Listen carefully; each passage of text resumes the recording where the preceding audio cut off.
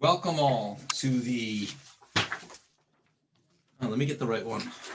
The May 25th, 2021 open Okay, here I am. session meeting of the Ayer Planning Board. Before we get into the agenda, I am asked to read this message from the governor. Due to the ongoing COVID you would think by now I'd have that word down. Due to the ongoing COVID-19 pandemic, Governor Baker issued an emergency order temporarily suspending certain provisions of the open meeting law. Public bodies otherwise governed by the open meeting law are temporarily relieved from the requirement that meetings be held in public places, open and physically accessible to the public, so long as measures are taken to ensure public access to the body's deliberations through adequate alternative means. This meeting will be broadcast live on Channel 8 and on Zoom. The public may participate remotely by following the call-in information on the bottom of the live broadcast screen. For the Zoom meeting information relating to remote participation, please contact Cindy Knox, IT Director, at 978-772-8220, extension 150, or Heather Hampson, Administrative Coordinator, at hhampson@ayer.ma.us, or 978-772-8220, extension 144, prior to the meeting. Thank you all. I should probably know that by heart by now. With the call to order, the first order of business is to approve the agenda. So moved. Thank you, Mr. Krantz. Seconded. Thank you, Ms. Murray. Moved by Mr. Krantz, seconded by Ms. Murray. Do we have any discussion on the agenda from anybody? Hearing none. I'm going to go, Ms. Murray, you're first tonight. How do you vote? Aye. Mr. Diskin? Aye. Mr. King? Aye. Mr. Krantz? Aye. Chair votes aye. Fantastic. So we have a regular piece of business or covenant bond releases, of which we have none this evening, but that takes us to our first agenda item, which is to discuss the covenant and surety for Shaker Mill Pond subdivision. And if you'll excuse me, my screen is really full of peoples and names. Are people here from the Shaker Mill Pond subdivision? Not at this point. Okay.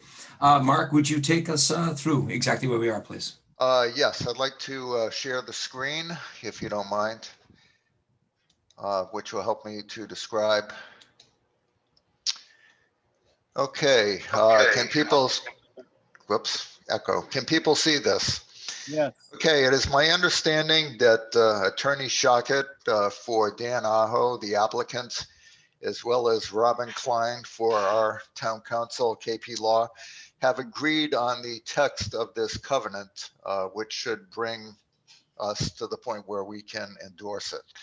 There are a few blanks in there that they asked us for input on. The first had to do with the date of application, which was August 6, 2019, with the plan being revised in December and then later approved. I'm going to scroll down a little bit. There it is. Okay, whoops. Sorry about that. Because there's one or two other things that I just wanted to bring to the board's attention, very minor changes. Also, I should mention that both parties are in agreement. On number 13 here, which is on page 3 of the document, something that I caught was this covenant was really meant to be executed before endorsement or signature of the final plan, but that actually took place first. So I asked Robin Klein at KP how we could address that.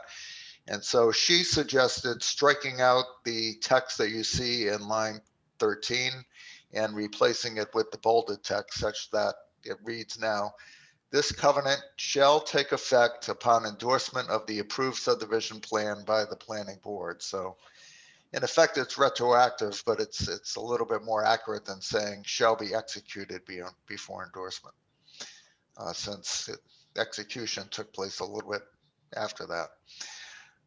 So with those minor changes, you see that this is a document that the planning board will need to sign before it can be recorded. But it's my understanding that except for adding in the dates and also changing the text of line 13 here, that the covenant is ready for endorsement. And I have a motion prepared, if anyone would like to make that after a discussion. Thank you very much. Am I on mute? Am I off mute? Yes, I am. Okay. Thank you very much, Mark. Yep. I would ask any members of the board if you have any comments or questions regarding the document.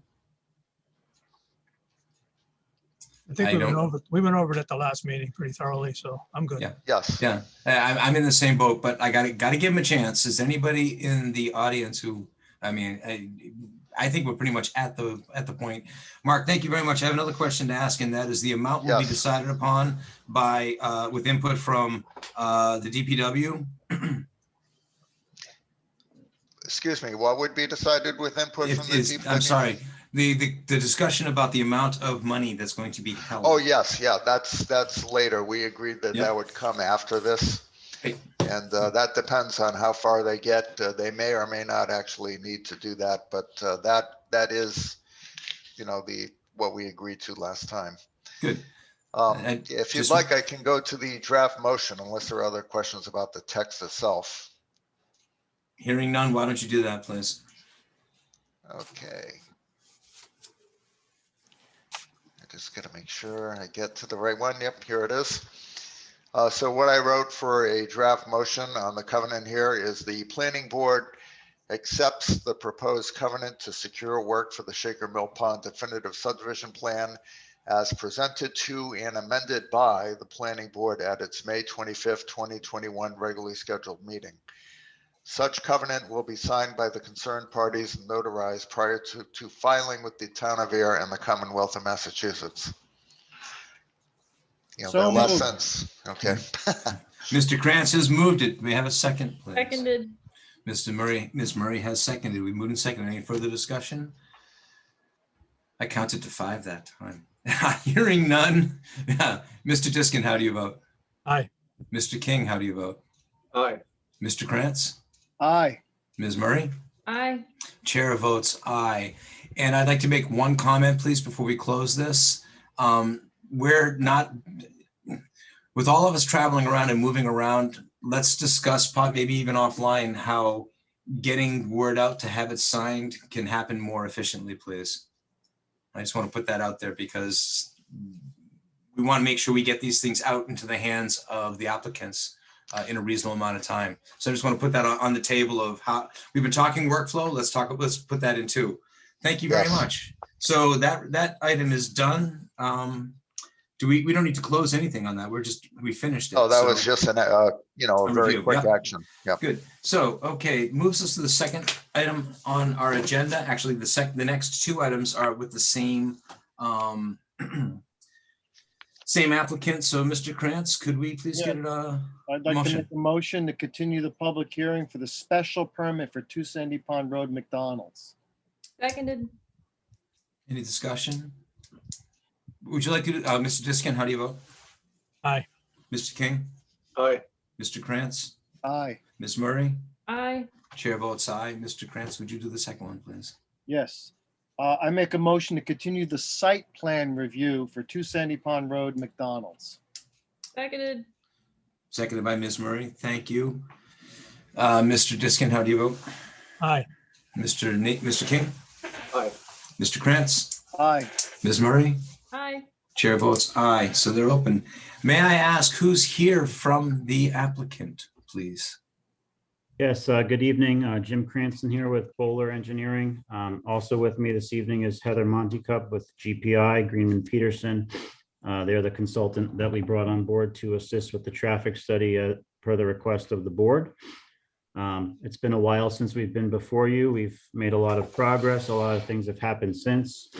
GPI has completed their traffic study that has been submitted to the planning office and I believe has been reviewed. And we've made numerous site plan updates to address all of the prior comments from the board, both at the site meeting, at prior meetings, and also to address GPI's traffic study. So I don't know if you'd like me to summarize what those changes are or how you wish to proceed this evening.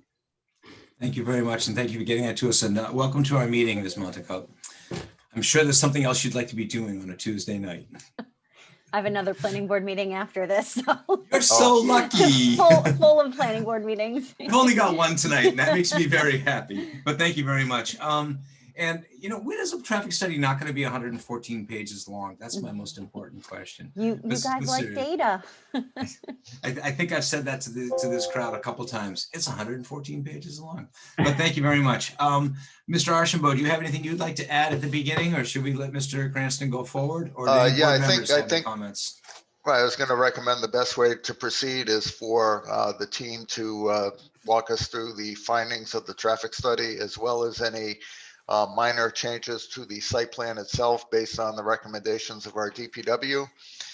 After that, we did receive a little, very minor final comments from DPW, which lead into a discussion of possible conditions of approval. So I think, that makes sense as far as the order of discussion tonight, is to let Bowler and their team proceed first with the traffic study and the changes to the site plan. Fantastic. Mr. Cranston, you're on the block, sir. Okay, I'll just go through the plan changes briefly. I'll share a screen and then I'll have Heather just summarize her findings Thank you. from the site study. So is my screen being shared? I gotta click the button. There it is. It's coming up. So I'm just going to go in the same order from the cover letter. Really the biggest item is the implementation of the write-in only site drive. I know we had only shown it conceptually at the prior meetings. This is the real deal. It's been designed, it's been reviewed by GPI. We've also added a cut through for pedestrians with new pedestrian ramps for that crossing. So that addresses the, restricting people that are coming in from the rotary from being able to make a left into the site. This is going to make it extremely difficult for that to happen. They'll find a way, but I'm sorry. What's that? They'll find a way, but yes, I agree with you. When we were at the site walk, luckily the operator of this franchise was there, and I wasn't even aware of it, but the trash enclosure was a little bit dilapidated, falling apart, and the board had asked if we could address that. So we have addressed that. They're going to repair the enclosure to fix that and make it looking new again. And they're going to fix the gate so that they can accommodate the recycling container that was sitting outside of the enclosure.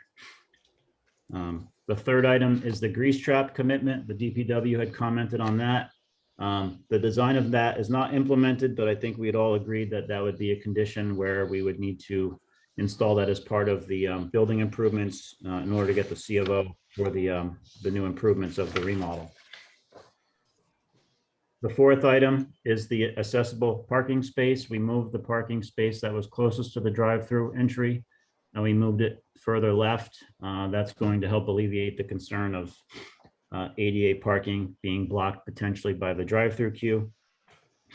The fifth item has to do with the pavement section. That was a DPW comment, so we have modified our detail to comply with their request. And then there was a catch basin at the rear of the site near the trash enclosure that had some settlement and some damaged pavement. We've agreed to fix that and repair that area. And then there were some improvements that the Conservation Commission had requested. I just wanted the board to be aware of those improvements also. These plans are all inclusive of those changes as well. We're adding a stormwater quality unit at the main outfall from the site. So today, the stormwater is not treated, and we're putting in a proprietary separator unit that's going to significantly improve the stormwater quality leaving the site.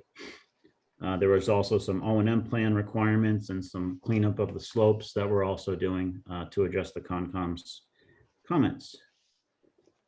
So those are the main changes on my end, and I guess I just asked Heather to just briefly summarize what she found and what we've done to address her comments. Yeah, for the record, I'm Heather Monacup with Greenman Peterson, and we are the traffic engineers for the proposed project and changes to the McDonald's site.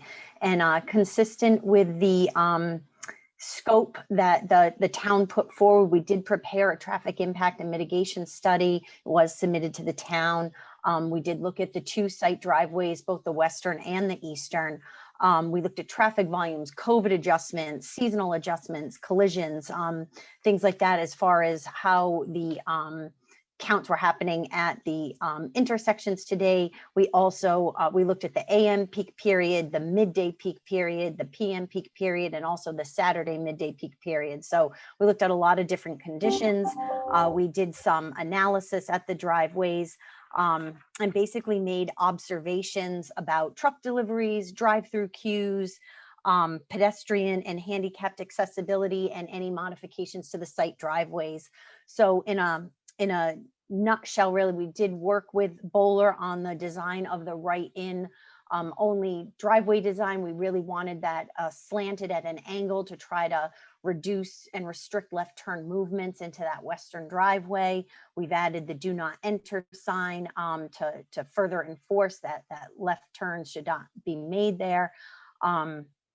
Today, both driveways, whether they're supposed to or not, do operate as full access egress driveways. So this will definitely be a change. It required some shifting of traffic volumes to no longer allow the lefts in.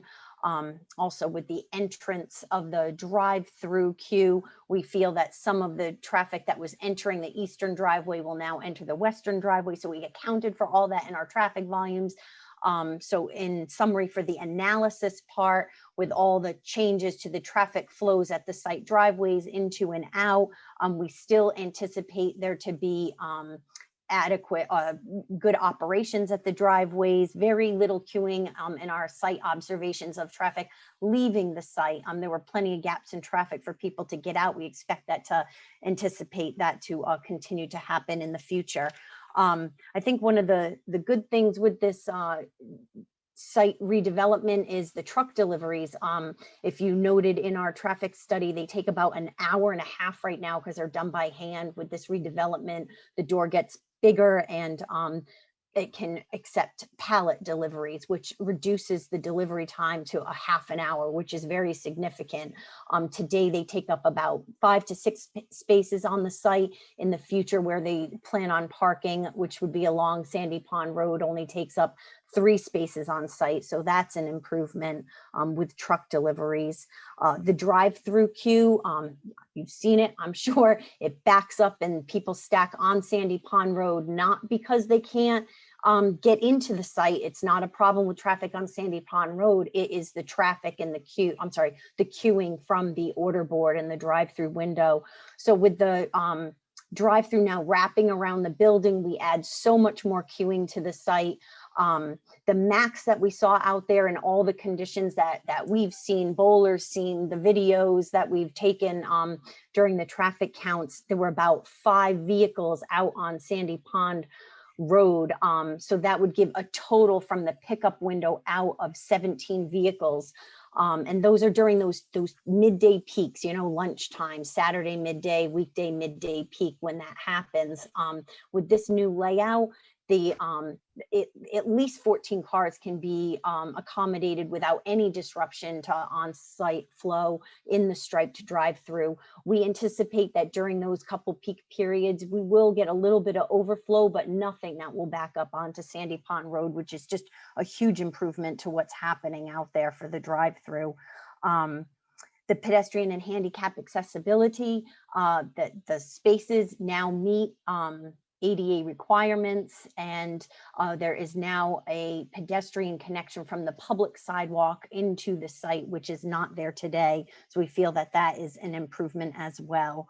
Let's see, I think that's basically it. Truck deliveries, drive-through queues, pedestrian handicap.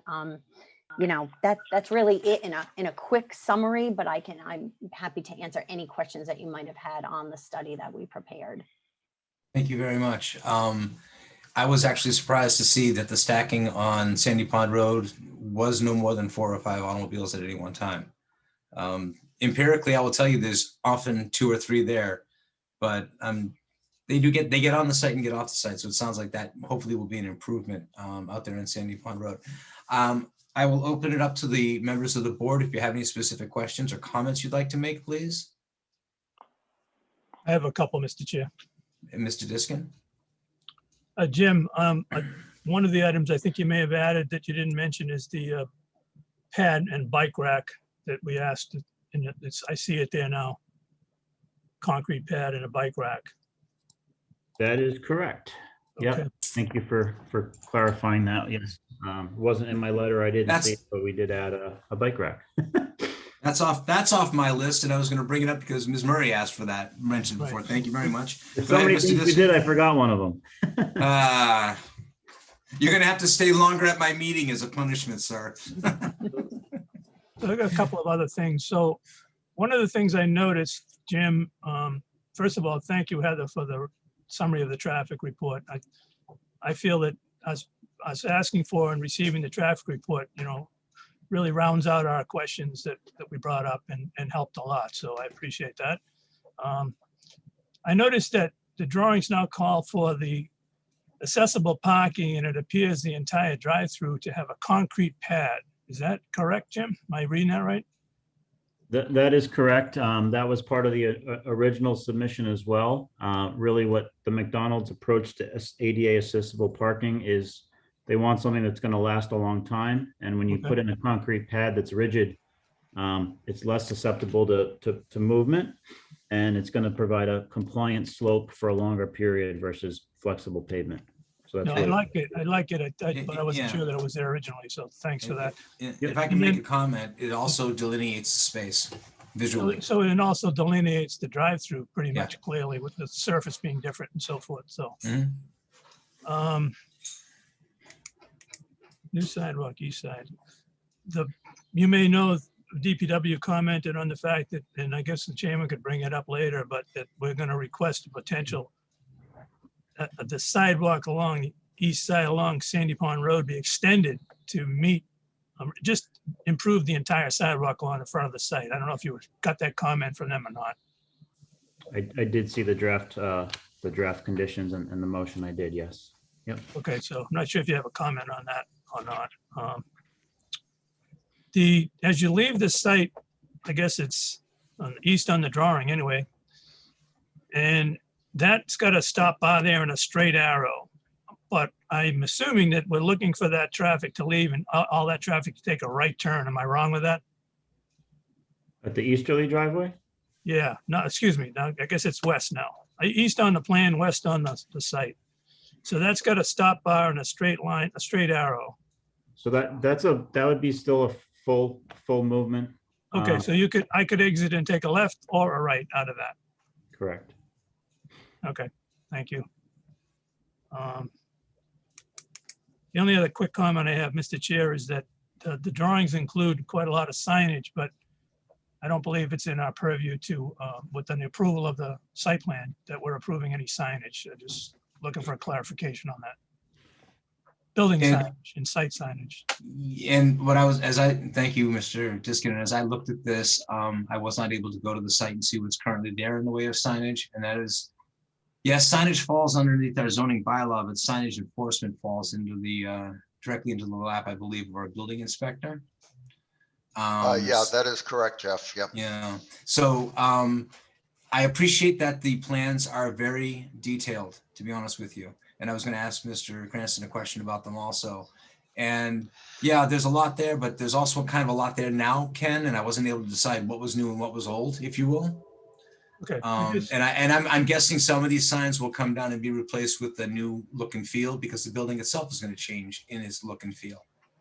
It's being updated to the new McDonald's look. So I imagine they're going to be doing quite a lot of work on the signs. As a matter of fact, in the plans, there's a thank you and a goodbye sign, I think, if I remember Yeah. correctly. So it's a new and different world than just some fluorescent lit yellow arches on the side of the road. So I just want to be careful yep. that the applicant, we're aware that they're not the sign enforcement on it. yeah, We and need sign permits. Yeah, So, okay. Thank you. yeah, and we've this has recently come up with it somewhere else. It's just, we want to be careful about that. Basically, you need permission. You can't assume you have it already, Jim, if I can put it that way. Okay, if it's not specifically mentioned, it's not specifically allowed. Okay. I had a question, if I may, and I think it's just pull the drawing down. The grab and go, not the grab and go spaces, but even on the thing, where are the spaces for people waiting to pick up an order? Are they in the same location as before? On the yeah, plan? Yeah, they're over, when you leave the drive-through, they're straight ahead. up Okay, against thank the, you. Perimeter, yep. Okay, thanks. Thank you to Mr. Yee. By the way, it was great meeting him. If you won't mind passing it on during the site walk, and it looks like he's been very, very responsive to us. Do you have other comments from members of the board? I have one. Yes, Ms. Murray, go ahead. Thank you. Thank you, everybody. It's been good to follow along. I had mentioned on the site walk and was kind of curious as to the accessible parking and the fact that there are 2 spaces in the front of the site or in the entryway to the doors. But we have been doing a lot of study and future planning on our town and learning that we have an aging population and it's a higher percentage. And knowing that the accessible parking is more than but more than for wheelchair accessibility, but it's also for people with COPD that have trouble walking and for other reasons that having a little more than 2 spaces in a place that might serve them really conveniently was something we had talked about. And I just don't know if that's something to bring up again, because it's a concern of mine. This is the time to do it. Thank you. So I do remember the comment. So what we've done is we moved the space that was, I might want to share the plan again, huh? Is it Please okay to do. share the plan? Oh, please do. No, I understand that it was moved So- and that's awesome. It's more about the amount of them, that there's 2 out of the whole. No, I understand the comment. So the only place a third one would fit is at the entry to the drive-through, which is what another board member's concern was. So Okay. we can certainly add a third. It's just, it's the one that's close to the drive-through is really the, So those 3 other spaces those are not parking spaces? Where's that? they are, but you would not have an access aisle and a ramp to get to it because of the building geometry, the vestibules and the doorways. You need a ramp of a certain length so that your slopes comply. So the only, based on this configuration, the only place where you can fit a space would be at the end here. Interesting. So, and that's just a learning for me. So thank you for explaining that. But it's, Sure. even though an accessible placard helps other people that can do a step, but might not be able to walk the full distance from another space, like across the parking lot, you are not allowed to put an accessible mark on there because there is a step. Correct. Thank you for explaining that to me. You actually, I think that the maximum vertical change in elevation is no more than 1/4 of an inch. If you have a 3/8 of an inch lip, it's a non-compliant walkway. I appreciate it. Thank you. I'm going to toss something out, and I'm not going to ask you to answer it, Jim, but if the concrete pad extends to that 3rd space, wasn't painted, I just put that out there. Okay. That may or may not be helpful. I don't know that space is going to get a lot of use anyway, given where it's tucked in. But anyway, other comments from members of the board before I ask for comments from the public? Yeah, I'd like to go back to what Jim just talked about and Julie. And I don't agree with Jim on this. The accessible space to the right of the van, I know that's required, that 8-foot distance. But the parking space to the right would only require a 5-foot distance if it were alone by itself. So if a person were to park in that space to the right that highlighted in red, my concern would be the depth of the space. Is it meet our standards for depth? But I don't see why it couldn't be. I don't see why it couldn't be marked with the accessibility logo. Just No, like, it can be marked. okay, so your only apprehension is that we mentioned to you earlier in the conversation that we didn't like the fact that there was a space next to the drive-through that was marked for accessibility. Right. But the fact that there is a parking space there, I guess my first thought would be that there would be no parking space there to get it away from the drive-through, because I still think people are going to go in there and it'd be a hazard to get to the drive-through with somebody pulling out of that space. So I agree with what Julie has requested. I don't see the elevation change being an issue unless you can go back and tell me why. The ramps are the ramp is, I think there's a misunderstanding. We can add a sign here and we can put a stencil on that space and it's compliant. Okay. There are no issues with that space that's circled in red to be an ADA space. does that make, Ms. Murray, did that answer your question? I would appreciate if the more we can serve the people that need it. I like the idea of having that space, and I'll tell you, Mark, for another reason, in particular, that would tend to keep people from parking there.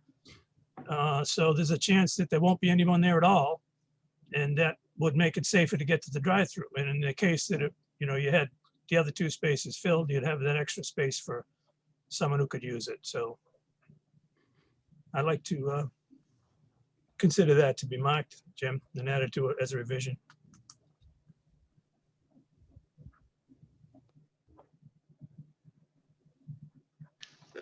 Thank you. Anybody else have any, do you have a response, Mr. Cranston, or you want to think about it? That's an easy add. Great, thank you. Yep. Thank you very much. Anything else from members of the board? I can't see you on the screen because we have a shared screen, so please just speak up. And Mr. Chair, is Nathan King. There you go. Please, Mr. King. The truck turn diagram that was in the packet, just could you briefly speak to that? It appears that the tires might, the rear of the trailer might collide with the building. Am I looking at that correctly? And is that old information? Let me take a look. Actually, that one's one I blew up a bunch of times on my screen, Nathan, Okay. because, yeah, Let me take a look at what the plan shows. yeah, there it is. Again, that same east entry point, looks like you're gonna have a hard time with the size of the island of the entry. No, this generally works. We can, I'm not sure which is the overhang. One of these lines is the overhang and the other one is the tires. So the dark lines are the tires and then the outer line is the overhang, but pulling this island back another foot or 2 is a non-issue. These models are very conservative. So I'm not too concerned about the maneuvering on the site with this vehicle. Okay, yeah. On the other entrance or on the exit, that's not a raised curb where those hash marks are. That's a spot where the truck can drive over. Yeah, that's just paint. Yes. Okay. Yeah. That's actually the spot on the property. There's going to be snow on the ground someday and the truck's not going to know where to go, but that happens everywhere in our world of vehicular traffic. So, okay, thank you. Nathan, you just hit the one that I had. Okay. Thank you. And we discussed the sidewalk. Anybody else have any comments from the board? Hearing none, do we have any comments or questions from people in the audience? And if you want to unshare that might be helpful, please, Mr. Cranston. Absolutely, yeah. Thank you. Mr. Chair, Yes. this is David Eartha. You just, if you could put it, it's unclear to me. So when you come out of the Rotary, headed down towards, down Sandy Pond Road, how is that traffic entering into the drive-through line? You're saying, my understanding, I'm sorry I hadn't in past meetings, but it sounds like you can only make a right-hand turn coming from Sandy Pond up into the intersection. But how, if you come out of the Rotary and you want to get into the drive-through line, how does that happen?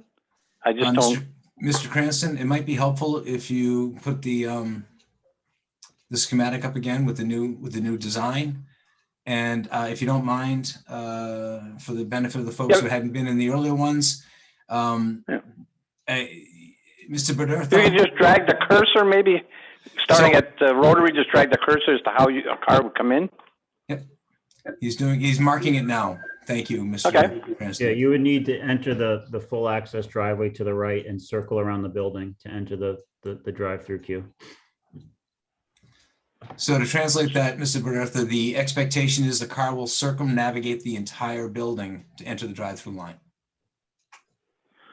So as I'm looking at it, you'd be entering in from the left-hand corner?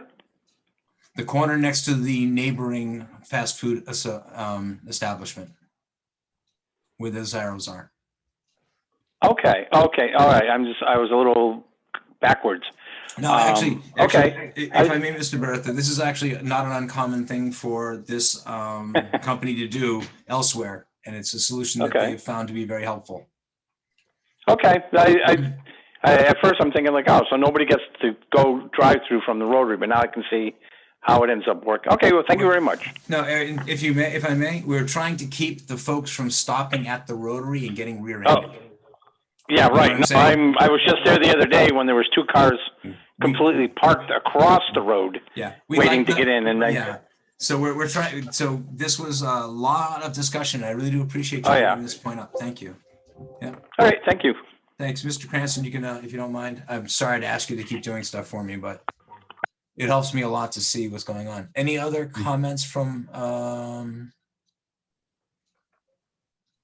Nope. I don't see any comments from anybody. Mark, you got anything you want to follow up with, please?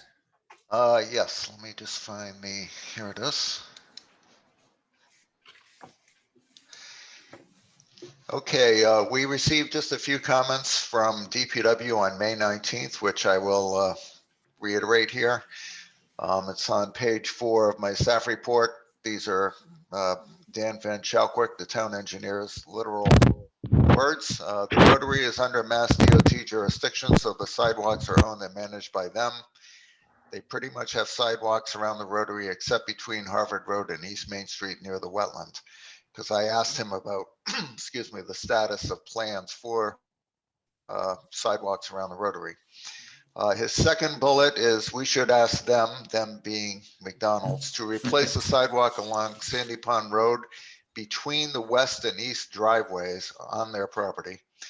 The current sidewalk is not ADA compliant, and trucks ride atop the sidewalk and park because it's a Cape Cod berm. So I took that and placed that as a possible condition. He's glad to see that the grease trap is covered by the note on the grading plan. We also have a maintenance sort of instructions for that, which is part of the plan set. And he doesn't see anything glaring from the traffic study. He also believes, as I do, that the changes that are being proposed make things better. So I will just scroll down a bit to if the planning board is ready to act on this plan tonight, we would need to take the special permit and the site plan separately.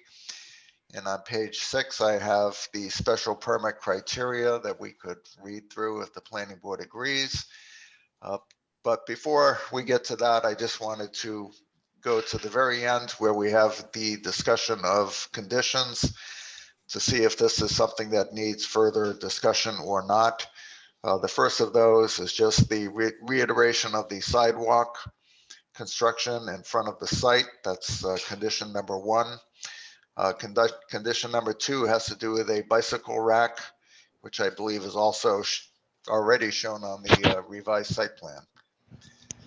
So that's all I had for recommended special conditions of approval. The planning board may wish to add or modify these, but you know, that's what I could think of. I think most of the issues that the planning board and the public were concerned about are addressed in the revised plan. So, you know, I think McDonald's has done a very good job of addressing those comments. Thank you. So I guess the elephant in the room right now is the request to replace and make the sidewalk that runs along Sandy Pond Road between the east and west driveways reconstructed as ADA compliant. And I would ask a question. We probably can't ascertain this now, but the comment that there's Cape Cod berm there and trucks parked there, I'm assuming the trucks parked there on the roadway, not inside the parking lot, correct? Is that the assumption we're all making? They jog over the edge of the berm up onto the sidewalk From the street side? from the street side. Yes, okay, thank you. Mr. Cranston, do you have a response to the request for a sidewalk? you know, I guess it's another add, a new comment from the DPW, but if the board feels strongly about it, I'm not really sure what else we can do. I think we're at a point there where if you there's a tree there and some other stuff, and you've got some transverse cracking and some pretty uneven sidewalk there. And I hate to put it this way, but you're putting so much into the site, it would complete the picture too. Yep. On how nice it looks. So I may sound like I always agree with the DPW. They will tell you I don't, but I think this is probably not a bad. And I don't think it's necessarily punitive. I think it's an improvement for everybody. Okay. And so I'd appreciate that. And I assume, Mark, you did reach out to them. We talked about this the other day, and they were informed. Mr. Cranston's office was informed of this before, correct? Yes. Good. Yeah, I thought I saw something about that today. Okay. Any comments from the board members on this? Anybody think we're not ready to go forward with an approval and conditions of approval, guys? I would look for a motion, please. I can make a motion. I can't see who's on the screen, so I'm wondering if Mr. Krantz is speaking to a computer under mute, Right. but that's. So, Mark, I was going to ask, do I need to read the findings first to put them in the record? Yeah, my recommendation here, if you look what I have shared right now, the first paragraph on the 4 would be the first motion. It would be the planning board moves to approve the special permit application pursuant to Ayer zoning bylaw section 518 drive-in, citing the special permit approval criteria as cited above. Then immediately following that, if you could just go up one page and just read 1 through 6 here. If the planning board agrees, of course, with these findings. These are the findings related to special permits. So after you make the motion to approve the special permit, then you would also make a motion to find the following right here, 1 through 6. And then after that, there would be a general motion to approve the special permit. Or actually, yeah, you wouldn't need to do that. There would be the motion to approve, which would include these findings. That would take care of the special permit. Then there would be a second motion for the site plan, which is the town planner. Well, the planning board finds that the site plan criteria of Ayer zoning bylaw section 354 have been satisfactorily met. Then the planning board makes a motion to approve the special permit application with the following conditions, as you see here. Okay. So I'd like to make a motion that the planning board find that the special permit criteria of AZB section, the Ayer zoning bylaw section 3.4 B have been satisfactorily met. And these are, the findings include, the planning board believes that granting the special permit is in the social and economic interest of the community, both from a customer service and public safety standpoint. The planning board believes that granting the special permit for an additional drive-through aisle will improve traffic flow both on and off site. The planning board believes the public service are adequate to design McDonald's. Mr. Krantz, Yes. Shucks. you're breaking up a little bit on us. Try. I interrupted you just as we could no longer hear you. So Okay. why don't you start from there again, please? The planning board believes that public services are adequate to serve the proposed redesigned McDonald's site. The planning board believes that granting the special permit will not detract, will actually enhance neighborhood. Planning board believes that this project will not have undue negative impacts on the natural environment. And the planning board believes that granting the special permit will not result in negative fiscal impacts, and if anything, may result in increased value of the property and increased employment. Thank you very much. I have a second from Ms. Murray. Thank you. Any further discussion? Yeah, I have one. Yes, Mr. Diskin? I don't think the last number 6, I don't think we need the second half of the sentence. And if anything, all the language after that. Unless that's a requirement of our, the language that we have is specific to our requirements for the bylaw.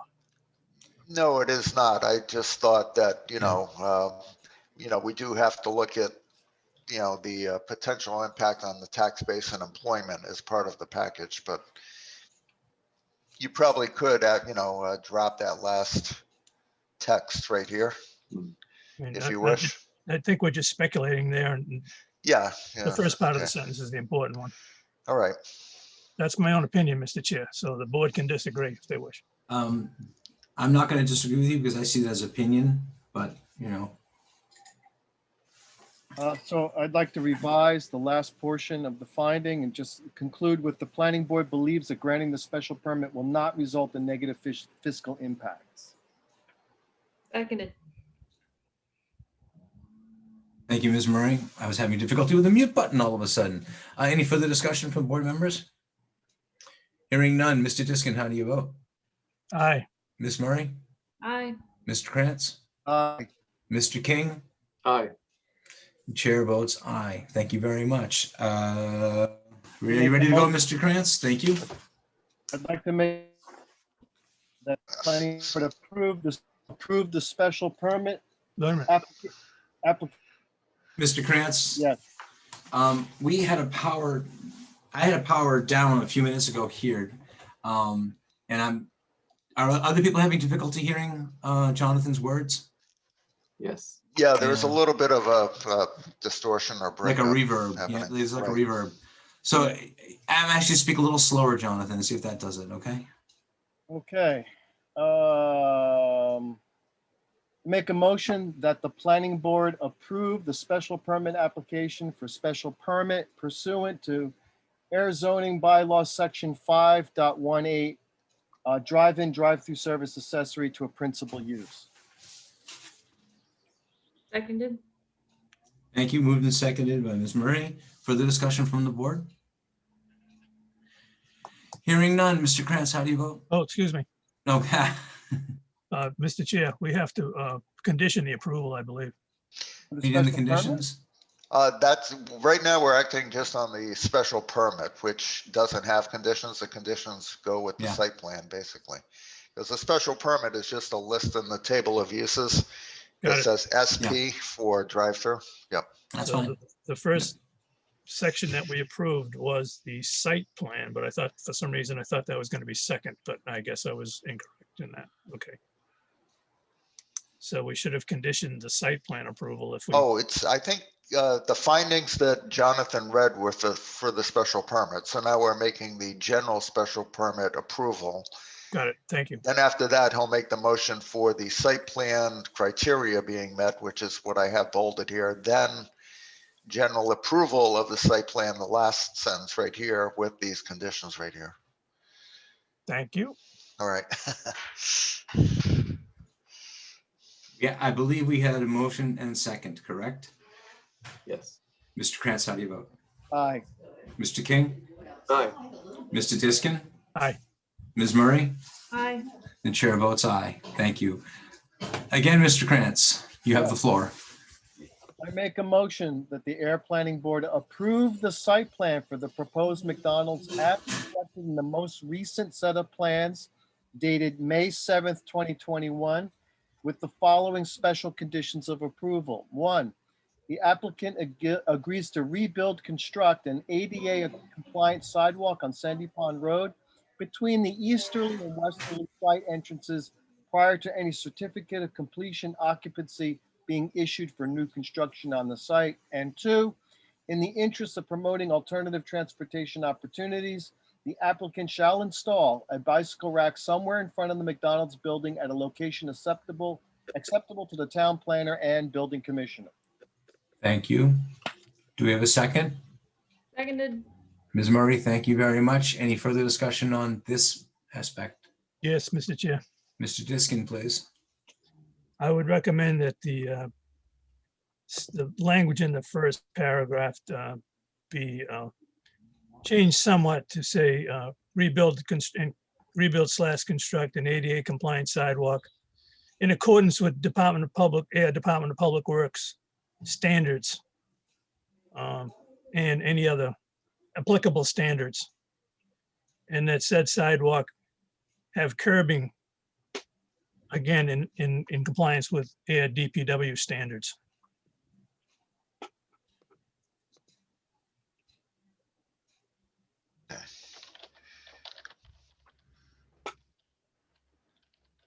Okay, Ken, does that read a little better now? I'd rather Um, Jonathan can read it, I guess. I know, I'm gonna Yeah. highlight it so it sticks, it jumps out at you there. Okay, I'd like, I think it actually meets the spirit of what you're asking for, Ken, and I agree. Thank you, because I wanted to make sure that it is compliant. Go ahead, Jonathan. I'd like to amend my proposed motion to revise the first condition for approval to read, the applicant agrees to rebuild, construct an ADA compliant sidewalk with curbing in accordance with Air DPW and other applicable standards on Sandy Pond Road between the easterly and westerly site entrances prior to any certificate of completion occupancy being issued for new construction on the site. Thank you. Do I have a second on the Seconded. amendment? Thank you, Ms. Murray. Any further discussion? Hearing none. Ms. Murray, how do you vote? Aye. Mr. Diskin? Aye. Mr. King? Aye. Mr. Krantz? Aye. And the chair votes aye. Have we wrapped this one up? Yeah, I believe so. I mean, there could have been a motion to find that the site plan criteria was met, but I think that's implied by approving it. You wouldn't Thank you. approve it if the criteria weren't met. So- Mark, I'm gonna ask you to unshare your screen for a moment, please. Yes, yep. Thank you very much. So in preparation for closing the continued public hearing for the special permit and for the site plan review for 2 Sandy Pond Road, I'd like to say thank you very much to Mr. Cranston. Ms. Montecup, thank you very much for being so good to us with a great synopsis of the traffic study. And I will tell you, I was looking for much larger numbers for stacking on Sandy Pond Road and didn't see it. If I may, were you involved in the traffic study that happened at the gas station project on the other side of the Rotary? I was. Interesting doing studies during pandemics, isn't it? Yeah, very The interesting. All Town. Yeah. And I say thank you very much for looking for the counter, for the state counter to give us some apples to apples comparisons. I really do appreciate that. Thank you. You're welcome. Any other comments from the board? I think we need a motion to close out, Jonathan. I make a motion that the Air Planning Board close both the site plan hearing for McDonald's to Sandy Pond Road. Would you please add and the special permit? Can we do both at the same time? Okay, and close, I move that we close both the special permit and the site plan review for 2 Sandy Pond Road McDonald's. Seconded. Thank you for the second, Ms. Murray. Any further discussion from the board members? Any comments? Hearing none, Ms. Murray, how do you vote? Aye. Mr. King, Aye. Mr. Krantz, Aye. Mr. Diskin, Aye. chair votes aye. Thank you very much, all. Thank you for your time. Really appreciate it. And Thank good you. luck in your next meeting, Ms. Monica. Thank you. Enjoy your evening, please. Thank Thank you, you, Jim. Mr. Cranston. Bye. That brings us to the next article on our agenda, which is the public hearing for the definitive subdivision for Washington Street, Panther Place, and other related items. I would ask who is here, please. I recognize some of the people on the screen. It's been a while since we've seen you gentlemen and ladies. Welcome to our meeting this evening. If you don't mind, Mr. Krantz, would you open up the Yes, and I believe that Public requires reading the entire document, right? yeah, that's you. I believe you do need to read the, I'm glad you have the notice in front of you because I had it on my screen ready to go. Yes, I do. Yes. So Take a deep breath.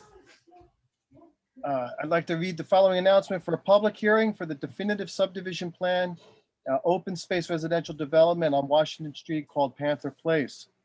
The Town of Ayer Planning Board will conduct a remote public hearing at 6:15 p.m. on Tuesday, May 25th, 2021, to consider the application for a definitive subdivision plan pursuant to Mass General Law, Chapter 40A, Section 11, and Air Zoning Bylaw, Section 10.1, Open Space Residential Development, known as Panther Place, located on Washington Street pursuant to the Subdivision Control Law, Mass General Law, Chapter 41, Section 81K through 81GG, and Mass General Law, Chapter 40A, Section 11, and Section 10.1, Open Space Residential Development of the Air Zoning Bylaw.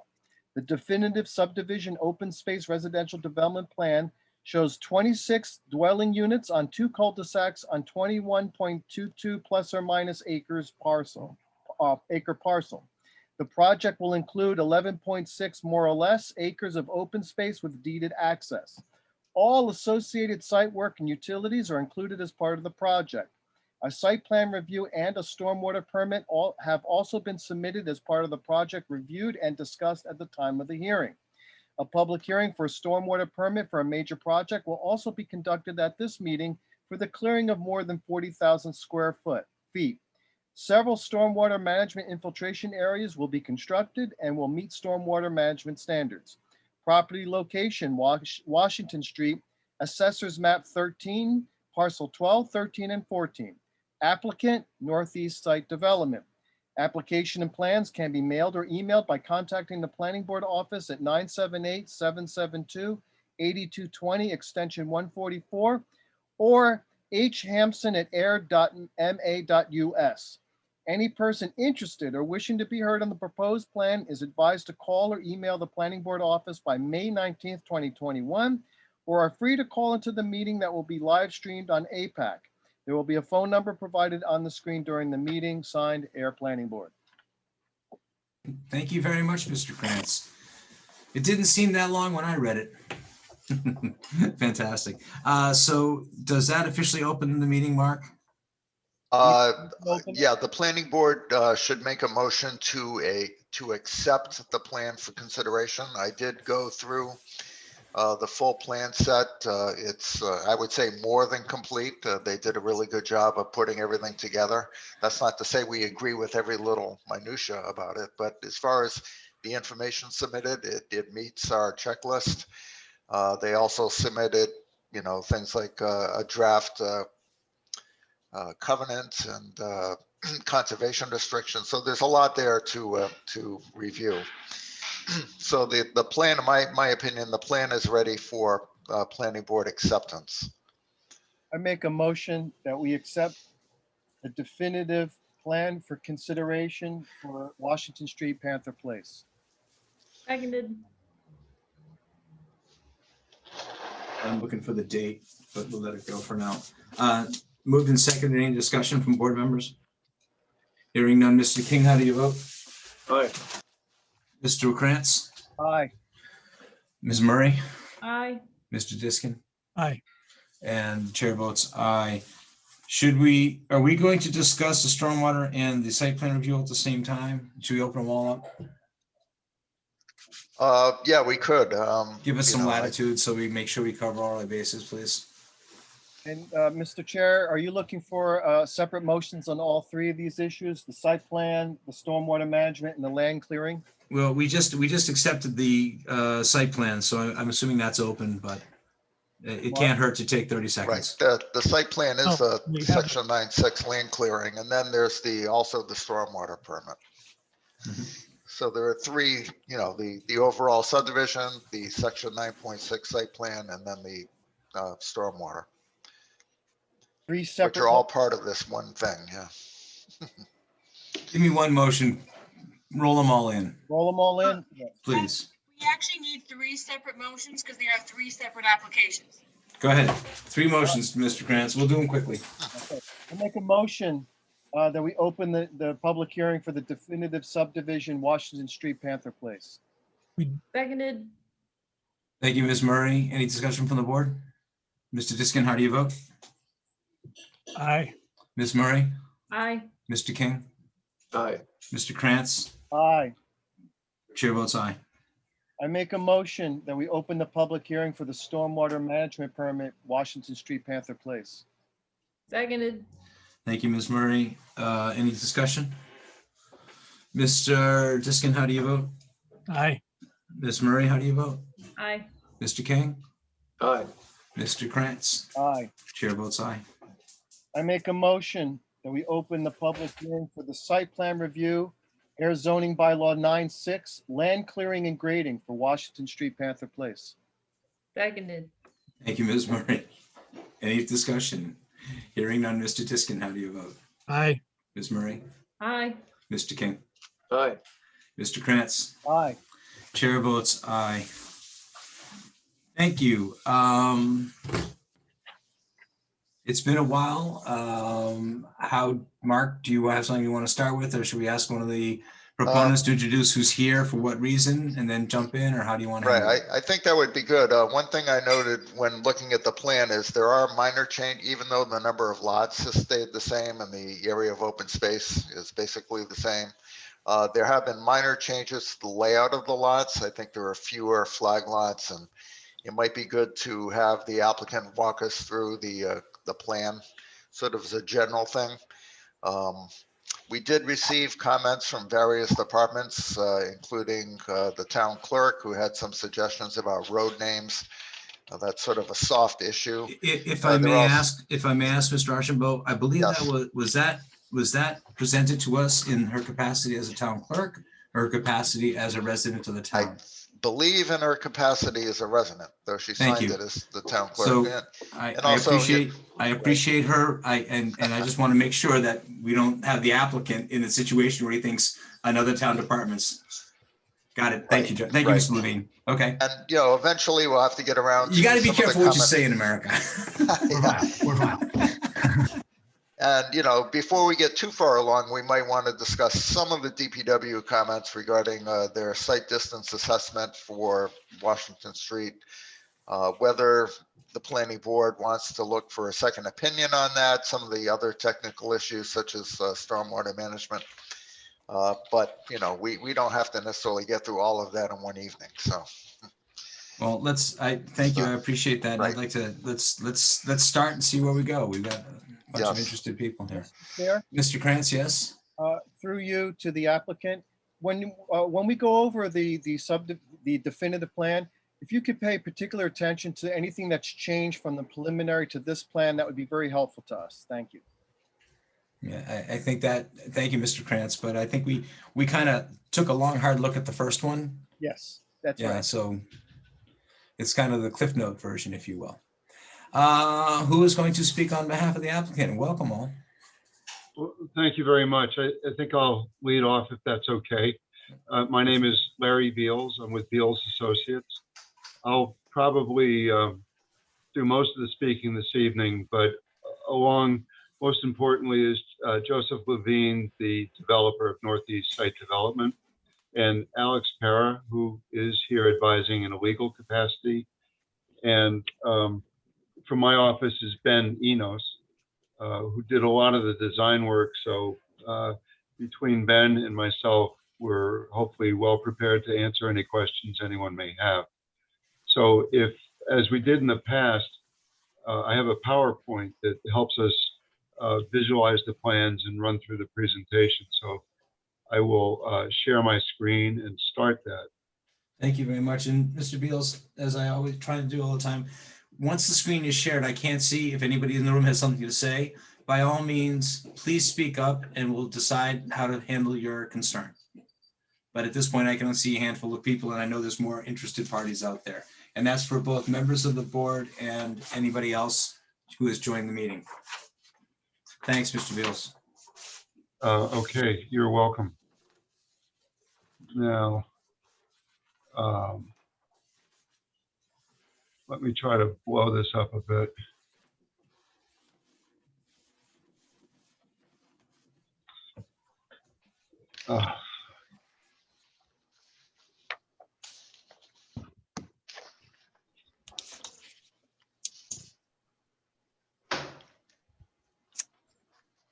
Can you hear me okay?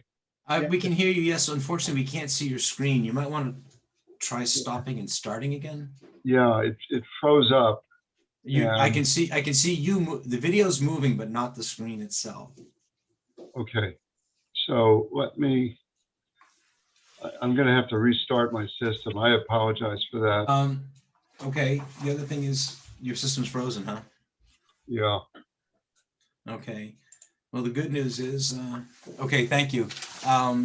You're going to disappear and come Maybe back. we can get one of us can share it if we had to, I guess. Well, Mr. Beals has a PowerPoint presentation. Does your email work, Mr. Beals? Yeah, everything is frozen up. And I apologize because I've been through, this week worry about alone, it. I've been through a half a dozen okay. Now it Tell you- seems as though, Yeah, if you want to take a moment and give yourself a belt and suspenders and reboot, we'll take a second and talk about something later on our agenda that won't affect this if you think that's a better thing to do. well, I may have come back alive again. Go for Let me it. just check my Go for it. internet connection. Yep. And if all else fails, Ben is on the phone. He's prepared to share his screen, but I'll give it one more shot. Let me see if this now works. Now, There it is. There you go. Yep, there it is. okay. Thank you.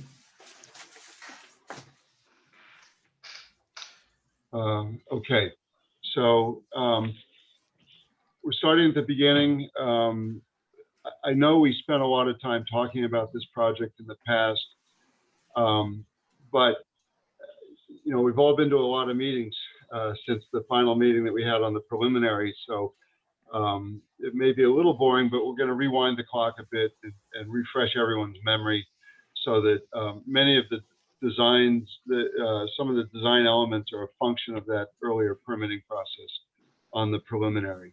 So this is the first public hearing on the definitive subdivision. It's for the property known as 0 Washington Street. I will say at the outset that we appreciate the names that the town clerk provided. Input like that on a local level is very valuable, and we're giving it consideration. And the site that we're looking at, it's the top of the plan is north. So the high school is located to the south of the property, and outlined in yellow are the lots that comprise the land that we're proposing the definitive subdivision on. Thank you. And, oops, okay. Just to recap the previous approvals, through a lot of discussion and we're very respectful of the decisions that the board made. I think we came to very good decisions. We didn't get everything we wanted, but we came away from the previous process with a very good plan. And we have a base lot yield plan of 19 lots. And that's excluding the 2 A&R lots with frontage on Washington Street. And then we went through a density bonuses process, and we achieved additional lots. We created some deeded public access to the open space to the north of the site. We created solar-ready construction, or we're committed to perform solar-ready construction, which gives us 3 additional lots. We created some additional open space for 2 additional lots. And so a total of 7 additional lots for a total of 26 lots within the OSRD. So we started out with 19. We achieved 7 bonus, and that puts this subdivision at 26.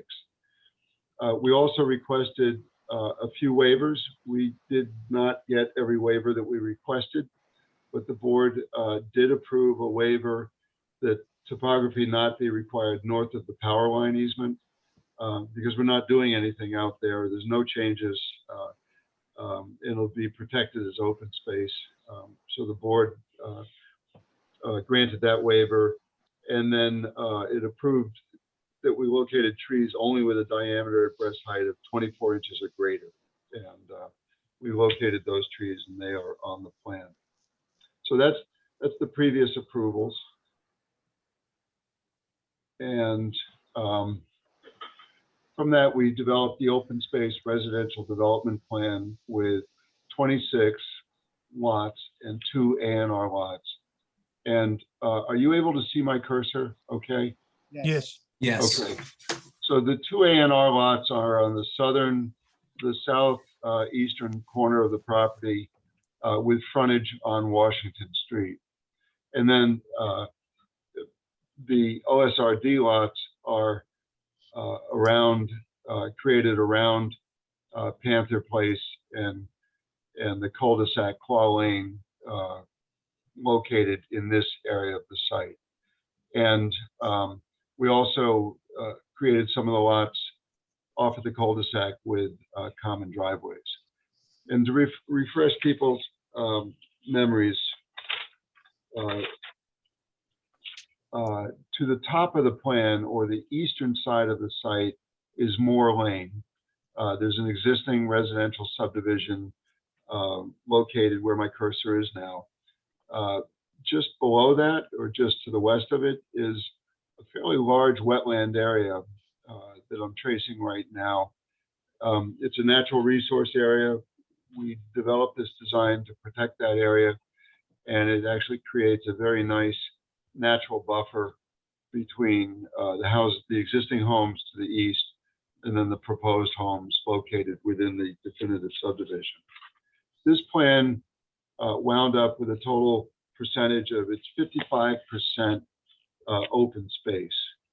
And we're virtually surrounded by wetlands. We have wetlands on the western side, and then if you go all the way down to the northern boundary, we walk down there, and there's a very large wetland system down there. Other features on this plan is there's a power line easement traversing the property in a east-west direction. And this looping configuration, this line work, shows a walking trail, a natural walking trail.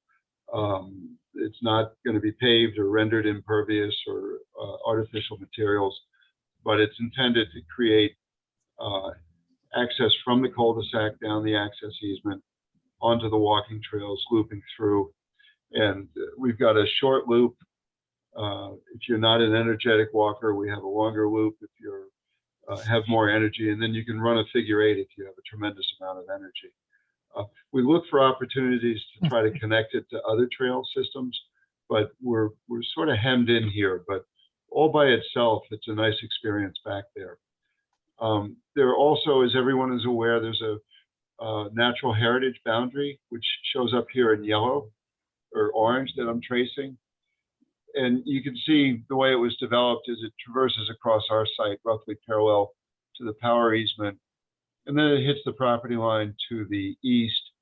And obviously the existing residential subdivision does not constitute good rare and endangered species habitat. So the boundary takes a jog around that and then continues to the east. So this was a big factor in the design. It was subject to considerable discussion. And I mentioned this as an access easement. It's actually an access easement and a utility easement. Because, and I'll get into the utilities later, but we need it for the sewer pump station. Out in front, we have an area dedicated to mailboxes, and parking spaces are located right there. Washington Street is here. The high school is to the south of the property, and I think that covers the site fairly well. Now, I'd like to go through the drainage plan with you, and there's a lot of information here. It's been thoroughly reviewed by the Department of Public Works and the town engineer. It's a comprehensive review. As an overview, they've provided some comments to us. We don't have any disputes with the comments that were made. We agree with them. We're modifying the plans accordingly. And, you know, we appreciate that sort of comprehensive review. But if I could sort of explain how this system was developed, you know, the southern end of the site is the higher portion of the site. So Washington Street really is the high end of the site. As you may recall, it gently pitches down, and then it goes back up onto a small, I don't want to call it a ridge, but like a saddle in the center of the site. And then you get beyond that, and it's gentle for a while, and then it begins to pitch down through the open space area, the natural heritage. So that's the general configuration. The existing flow patterns are from the south to the north. So they're flowing from the right-hand side of the drawing to the left-hand side of the drawing. And the flow is either flowing overland across the ground surface. Or, if you look carefully at the soils out there, you have a very permeable topsoil and subsoil. And then it gets into a more restricted parent material, glacial till, reasonably well drained, but compared to the topsoil and subsoil, it's not as well drained. So you sometimes get that flow a couple of feet below grade as it's passing over the glacial till. And the flow is either going to go into the wetlands, down the slopes, or into the wetlands on the western side. So we've tried to imitate that. If you try to work against the existing flow patterns, you wind up with big cut and fill, and gravity works pretty well. So we try to work with it as much as we can. So starting over on this side, on the southwest corner, these lots are fully developed. They have frontage on Washington Street, and they too generally flow from south to north. So we have a swale here, and that's an existing condition. So that condition existed years ago when these lots were developed. So what we thought would be best to do is to capture that existing runoff in a gentle swale along the perimeter of the property and direct it around down into this detention area. So coming in, you turn into the site. We've got flow on the paved surface into catch basins, into a pipe network, other catch basins, and then it eventually discharges into this system. And I'll describe it in general terms. First of all, it's got a capacity for a 100-year storm. So the goal there is to get all of the water that's collected with this system into that basin, never let it get out again, and infiltrate it into the ground. And we do that because a lot of these wetlands are dependent upon a constant flow of groundwater to keep them wet. And if you render this site impervious and allow the water to escape prematurely, then you're really not recharging the groundwater system, and it has the potential to create a negative impact on the wetlands. So we're trying to imitate what's going on out there. On the eastern side of the site, we've captured the overland flow into this detention area. And I want to portray it correctly. People have the perception that detention areas are big holes in the ground that trap a lot of water. Well, this one is 2 feet deep. And so, it's not much water, and it dries out quickly, and it doesn't really pose a hazard. The side slopes are very gentle. The deepest point is only 2 feet. Likewise, we have a similar detention basin over here, which captures the runoff flowing overland in this area. And then we have this very long, I'll call it a basin for lack of a better word, but it's really a level swale that is only excavated a foot. So the freeboard, it's only a foot deep in the worst case situation. And we like that because, when you have a naturally vegetated area like that, you get some infiltration, it's exposed to sunlight. You have the biogeochemical reactions of the soil that tend to filter the stormwater runoff. And it has the added benefit of lining it up with the rear property line so that it creates a clear demarcation to the owners in this area that, that's the limit of your property. This is our stormwater management system.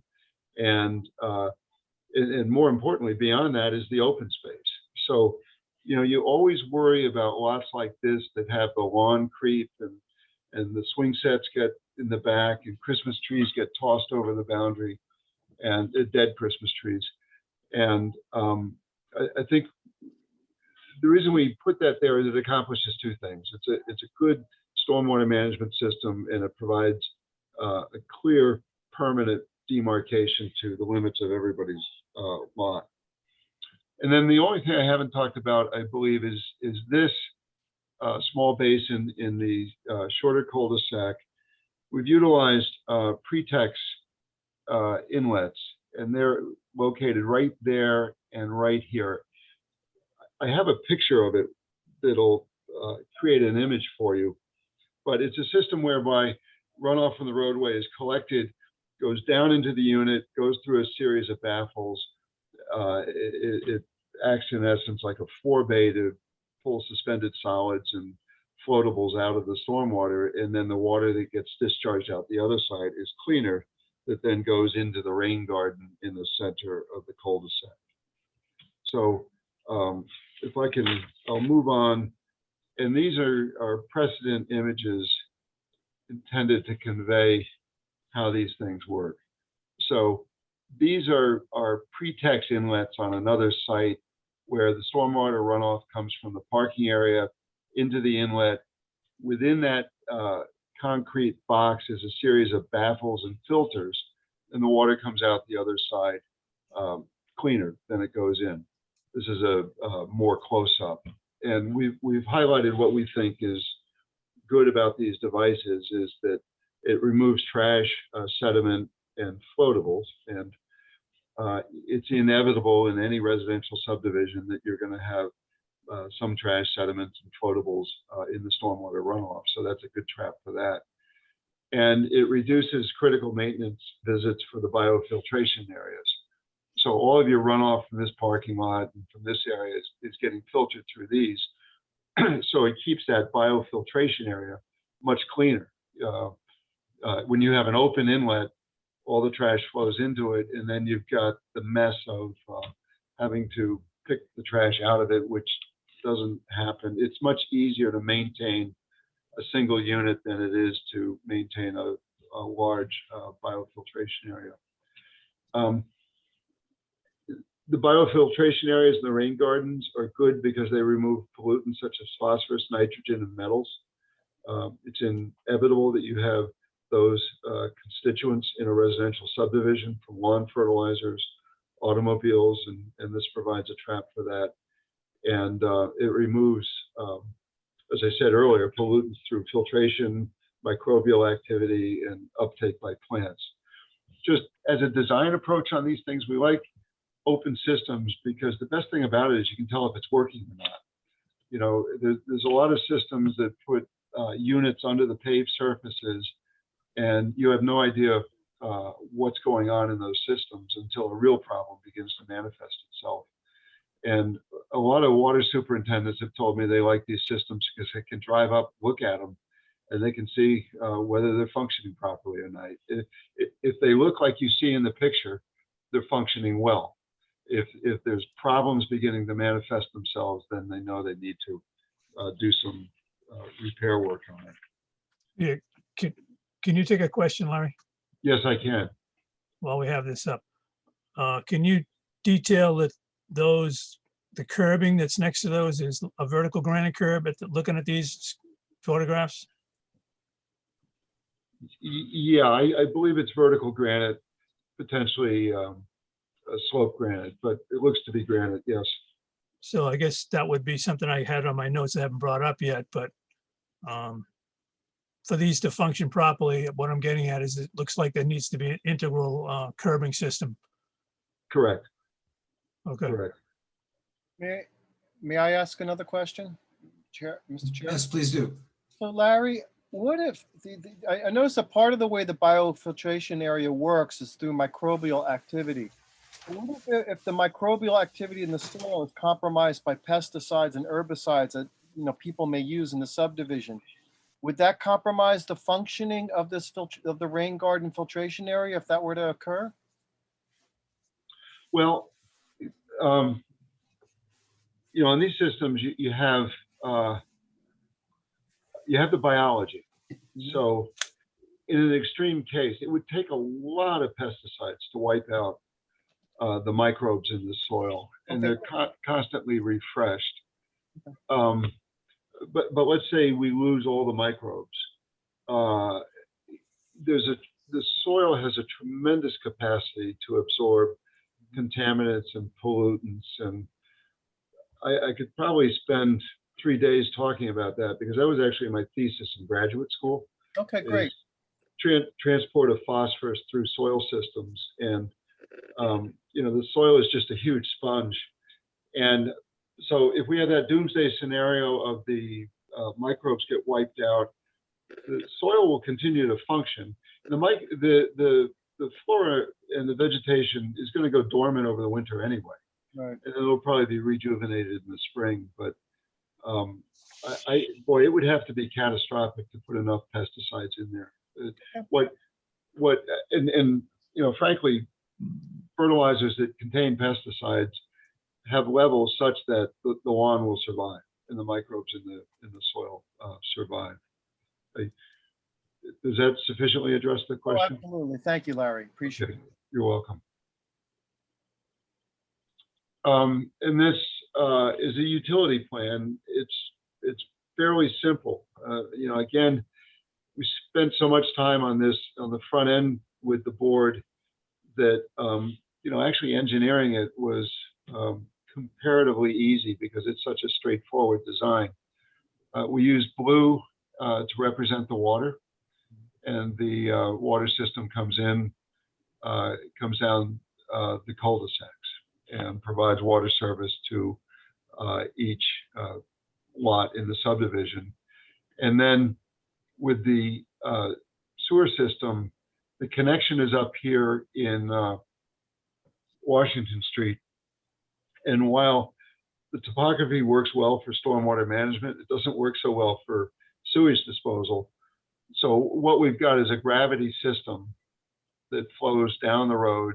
So we're collecting sewage in gravity sewer pipes, flows along the roadway, flows down to a point where there's a pump station here. And likewise, we'll bring the sewer pipes out of the back of the buildings in this location, connect into the sewer that goes by gravity over to the pump station. And then that pump station serves to lift the volume of sewage back out and into the municipal system at the front of the site. And to minimize pavement cuts and penetrations into the sewer, there's a sewer line across the front of these lots that goes back into our system. So we have one cut into the pavement at that area. The DPW director asked that we provide numbers on flow and performance specs. We haven't fully designed the pump station. So if we get to the point of talking about conditions, what we represented to the DPW director is it would be designed prior to the permit, assuming we get approval.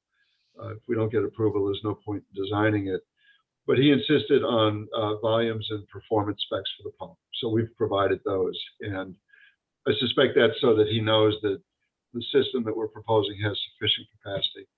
It's a similar system to the one in Moore Drive that functions, I think, about the same way, where same topo, it flows to the north, collected into a pump station, and then it's pumped out.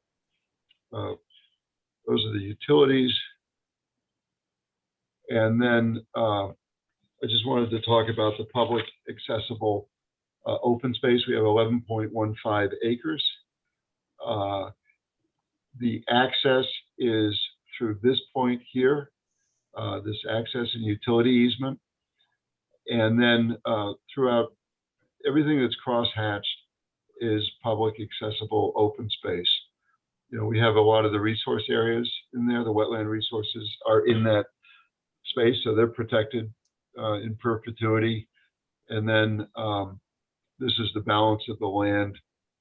Some of it's within the power easement area, and then it's forested on the south and the north of that power easement. So that's it. I've run out of things to say. I wanted to make this as an overview and not get into every single detail of the plan at this early stage, but we've got the whole team here and we're happy to answer any questions that anyone may have. I can continue to share my screen if we want to reference these plans, but I know that puts the chair at a disadvantage in terms of seeing raised hands. Well, Larry, I appreciate, I don't know if I'm off mute. I've actually moved this to a larger screen. You get me in profile, but it's actually helps me a lot. I think I'm all set. And I'm used to people yelling at me, so I can figure it out. Thank you. I think we're probably going to need these screens. I'm also going to use my purview as chair to ask one question up front. I didn't see anything in here from the comments, and this does not mean I don't throw anybody on the bus. I saw two things. One is there's a homeowners association I noted. So this is not going to be a condominium, but there's going to be an HOA for the utility of the sewer pump station, if I'm not mistaken. That's one question. And the second question is O&Ms for this that are clearly laid out for the HOA. Nothing worse than somebody discovering they're responsible for something at the wrong moment. I've lived through that a couple times. So I just want to kind of put that on the table as you're bringing people in, that they understand that piece of it, because most of us turn on the tap and don't think about it, and flush the john and don't think about it. So, but thank you. So I'm hoping that O&M, operations and maintenance guidelines will be created and shared, both with us at the end and also with the town, excuse me, not us, but with the town and with the HOA. It's a general comment I have. There's a bunch of other comments from the DPW. I think you said you've seen them already?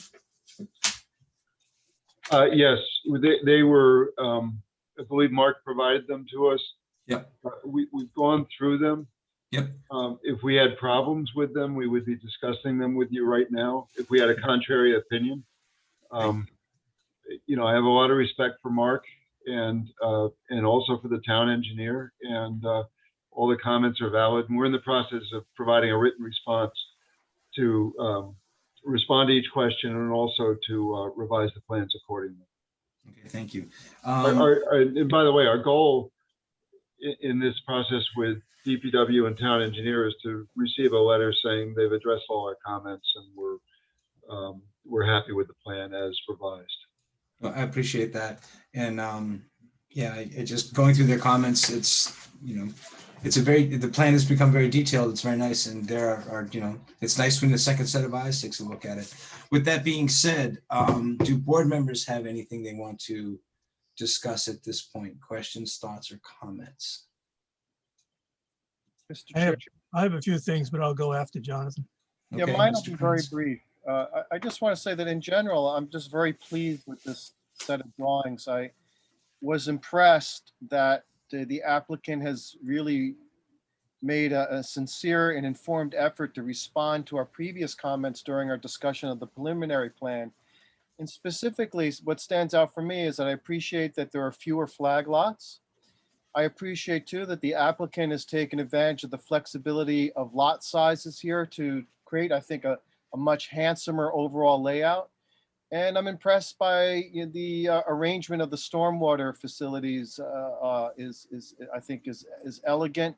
And finally, the access to the open space, I think, is very appropriate. And I of course, love having the trail. So just as a general comment, it's I'm overall in the general way, very, very happy to see what you've come up with. Thank you. We appreciate that. Thank you very much. With that, I'll turn it over to Mr. Diskin to start, you know, having fun. Mr. Diskin?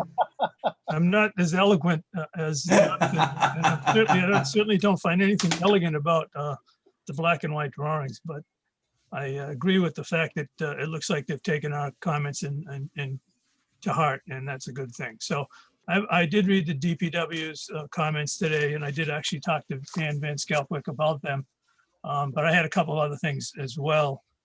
So the first thing that I see is that there's a lack of any streetlights shown. I guess I'm going to start with one question, actually, Mr. Beals. My main question is going to be that, has your firm taken a close look at the subdivision regulations and you feel that your team has complied with those subdivision And I'm talking about design standards primarily. It somewhat sounds like a loaded question, but I believe we have. You know, we take your regulations very seriously, and when we undertake a project like this, we do a zoning analysis and an analysis of the subdivision rules and regulations. And, Okay, so in that there are some design, standards, and I just want to make sure you guys will end up with all those on the plans eventually, I guess, so that your drawings will be in compliance. Our approval will end up requesting that it be in compliance with that. So that's just a general comment. So I didn't see any streetlight details or any calling out of streetlights, which I believe is one of our requirements. And then just a couple of quick things. DPW mentioned that they thought it would be a good idea to maintain the sidewalks on the same side of the road, which would be, I guess, the west side of the road, where you have a situation where a sidewalk runs up part of the east and then a crosswalk and so forth. So I guess I'm not sure why you put the sidewalk and split it and brought it across the road. well, yeah, and we agree with their comments, and we're revising the plans to address that particular comment. Okay, I get scratch that off. And that'll, if I may, that's going to accomplish people crossing Claw, not crossing Panther, in order to get to the east side of the road. Right. Thank you. And just a general thought that I brought up during the preliminary, and I think I forwarded a sketch, or asked the sketch to go forward regarding the sidewalks actually on Washington Street. So I'm not sure if the DPW delineated it. I think he started the comment, but my goal is to ask you to continue that new sidewalk a very small distance up Washington Street, connecting. You can see it on your plan. If you blow your plan up, you've actually shown on the other side of the street a little piece of sidewalk that goes to the high school. It's right there, right below your cursor. Right there. There's actually a tiny sidewalk that goes straight towards the high school building. And it's my request that you extend your sidewalk partway up Washington Street in conjunction with DPW, and then create a crosswalk there. So that it's evident that you can walk from the high school across the crosswalk and pick up the sidewalk to get down the street. I did a sketch, but it may never have gotten to you, but it's a simple sketch. So if I'm understanding you, we pick up the sidewalk where my cursor is, Right, come down here, and then put a crosswalk here. correct. And I believe it ends up being within the town right of way rather than on the neighbor's land. So it's something that can work with consideration. Yeah, and you may find that the curb cuts there, so it might be short a few feet, I think, of the walk across the way, but very, very close. There's some roughed up foliage there and other things, but Yeah. with the work you guys are doing, I think that could be something that would add to the neighborhood feel of getting across the street. Yeah, that makes a lot of sense. And then look at there may in fact be required signage there as well, obviously, but connected to that. You'll see what I mean if you go to the field, and you've kind of shown it here anyway, but you can see it on Google Maps or anything else, the way it goes. I've got a general comment that the plan seemed to lack, and I kind of got to it when you were talking about the curbing there around the pre-treatment device. That you're not showing vertical granite curb, I don't think, at the entrance, or there's no detail that I saw. And I believe our standards are vertical granite curb at a portion of the radiuses at the entrance, and slope granite curb at the cul-de-sac. So you'll have to dig into that and determine what you really would like to see there. But I couldn't find anything that showed me other than a small piece that showed a detail for Cape Cod berm. Okay. It'll be up to the fire department, I guess, to determine, and with our review, the common driveway safety and how they comply with what they need for turning radiuses. So that'll come up eventually. Yeah, just to supplement that, we got the fire department letter recently, and today we ran the auto turning radius analysis of the cul-de-sac. We got the template for the town's largest truck, and it is able to go around that cul-de-sac. Okay, well, Is Is that both cul-de-sacs or the one at, on Panther? For now, we're gonna call them Panther and Claw. I'm assuming both cul-de-sacs, Mr. Beals? I believe it is. Ben, Okay. can you confirm that you ran it on both? Yeah, I ran the auto turn on that on both cul-de-sacs. Appreciate it. Thank you, Ben. I think what I was referring to beyond that is there'll be a discussion, common driveways in an OSID, I believe are at the discretion of the planning board. So there'll definitely be a further discussion on access to those by fire department equipment to the common driveways and to the houses that go down there, just to keep it in mind. Yeah, that's a bit of a dilemma for us because DPW prefers fewer curb cuts. Yep. Fire department prefers no common driveways. So, it's a bit of a balancing act, and, the use of the common driveways helped us with the layout of some of those lots, gave them a very nice proportion. So, yeah, it's something we can discuss. Not to help you out too much, but I believe we did a common driveway. We worked this out with the project over on Chicken Mill Pond, if I'm not mistaken, with custom common driveways over there. And I think, honestly, one of the concerns is the weight of the equipment when it sits there. The driveways need to be capable, not necessarily turning radius as much as supporting the equipment when it's in use. We do have a regulation regarding that in Yeah. the subdivision regulations, so you Yeah. might find that in there. Okay, let's see. I guess I understood your explanation of the walking trail, but I still feel uncomfortable without knowing what that detail is going to be. I mean, I know you said you don't want it impervious, but I think we're entitled to get more of a detail, like a clearing plan or some kind of a sketch that shows what that surface is going to look like. And is it going to be at least graded, I guess, to a minimum? So we're not walking over humps and bumps and things along those lines. A safety issue is what I'm concerned with. Sure, and we'll put together that detail. And our intent is to leave the ground, to choose a path location that requires virtually no disturbance. And to the extent that we need to take out a root or a sapling or something like that, we can do that. But whatever vegetation is removed would get chipped up and left in place. So it's going to be a very low impact. It'll be like most walking trails that you see in the woods, where you follow the trail because it's a gap in the trees, not necessarily the surface of the ground. Okay, well, maybe you could give us an example or a photograph or something else, and just a little more, so we have a little more comfort of. No, I agree. We'll add a detail to the detail sheet. Let's see. The drawings you talked about this evening on the stormwater, which I thought was a very interesting plan and a nice way to approach the stormwater. But your drawings detail those as being called ponds. I think pond 1, 2, 3, and 4. Would you like to revise that to call them something else, like a detention, retention, whatever it might be, rather than a pond? Sure, good point. That terminology comes out of HydroCAD.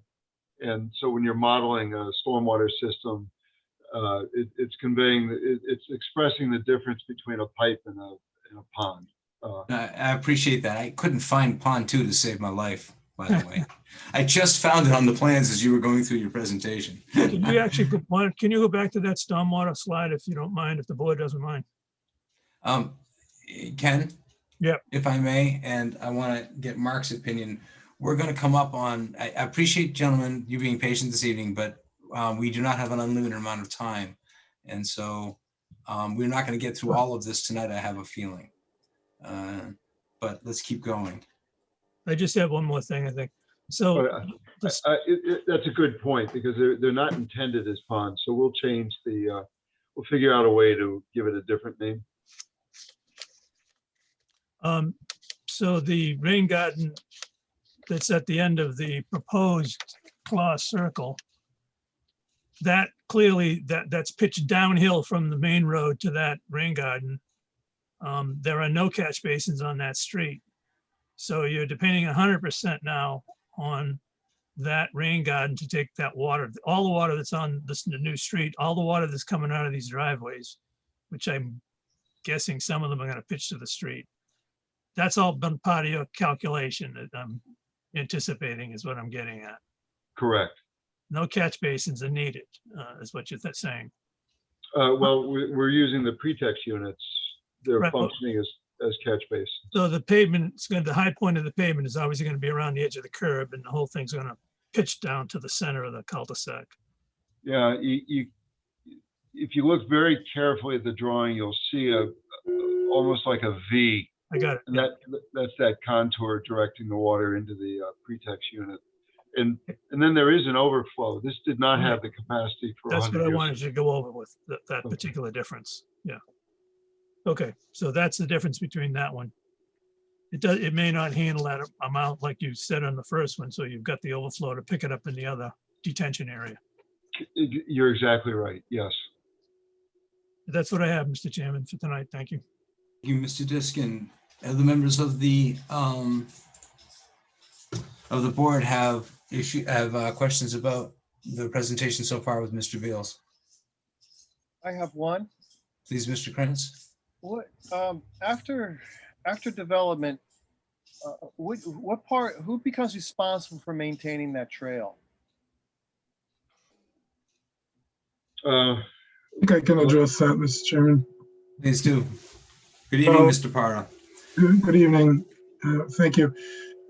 So the intention is that the open space will be owned by the homeowners association, subject to conservation restriction running to the town. Got it. And so the homeowners association would have the responsibility for the maintenance of the path. The path, though, is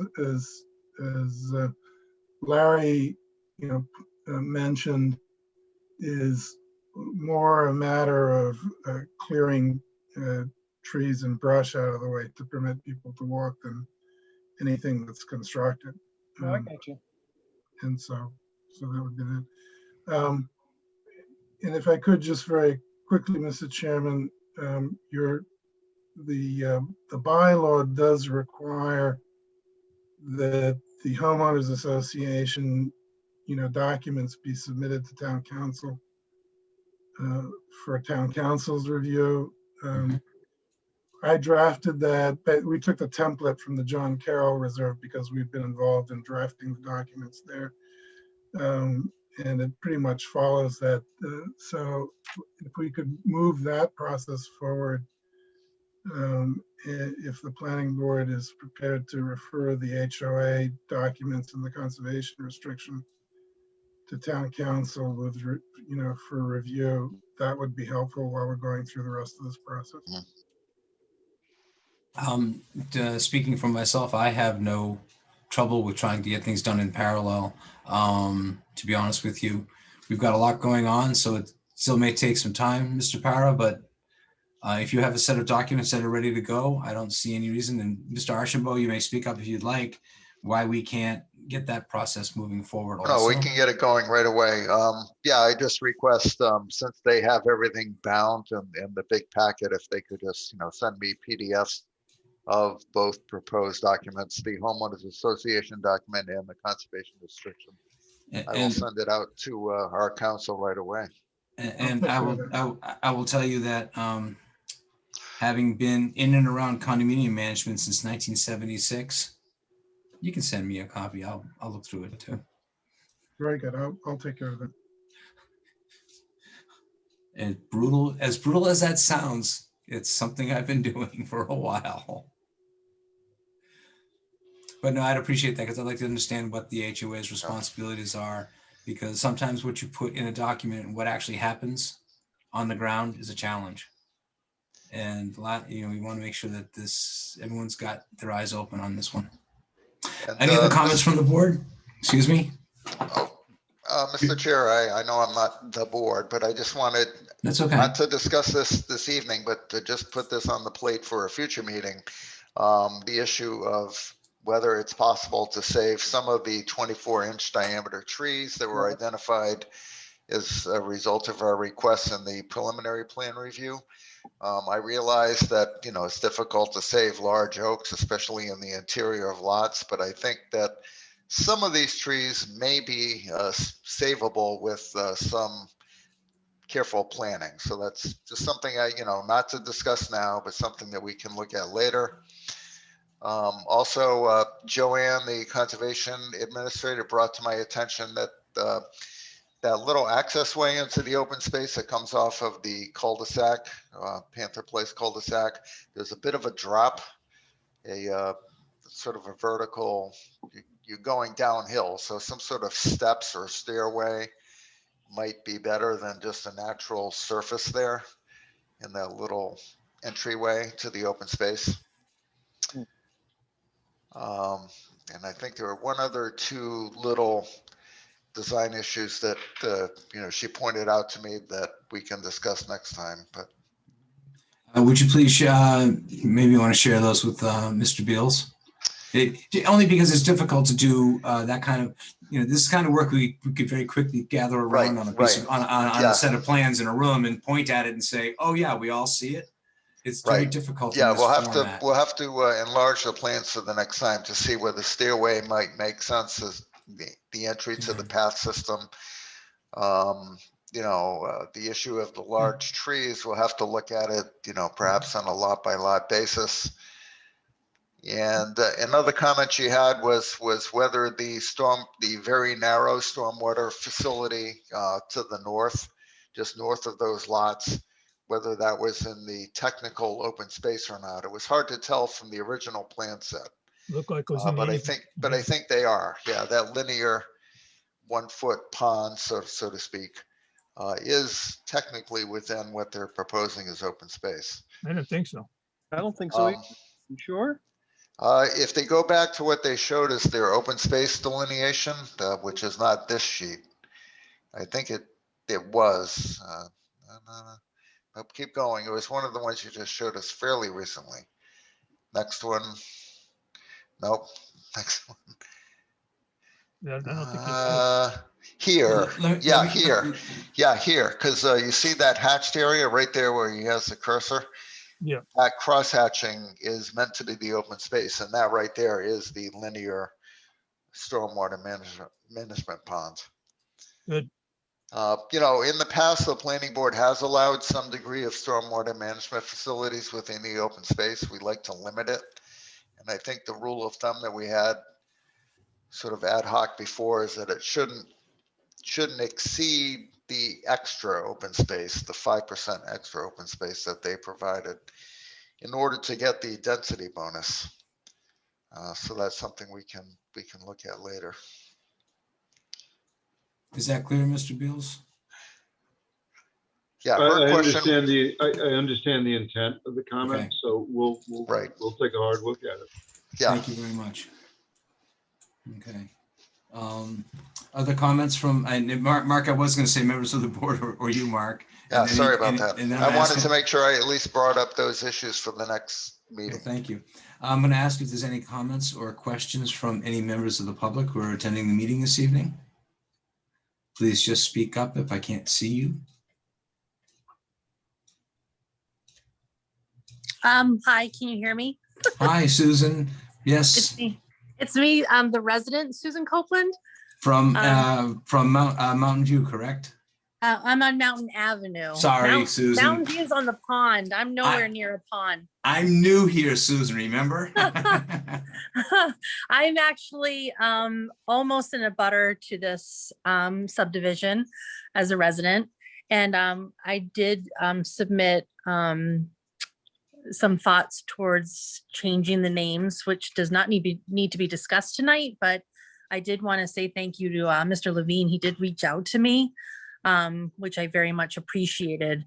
And I think in talking with some other residents that it was acknowledged. I think it's hopefully that it'll encourage people to be more involved in different projects and so forth.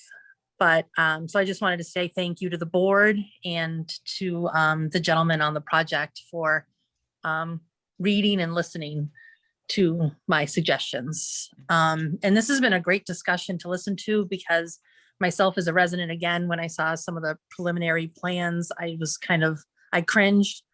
I reached out to Mr. Tillotson and Mr. Diskin and spoke about things. And it's been great this evening to listen to the discussion and the feedback that has been considered. And it's just really nice to listen to because I enjoy this part of town.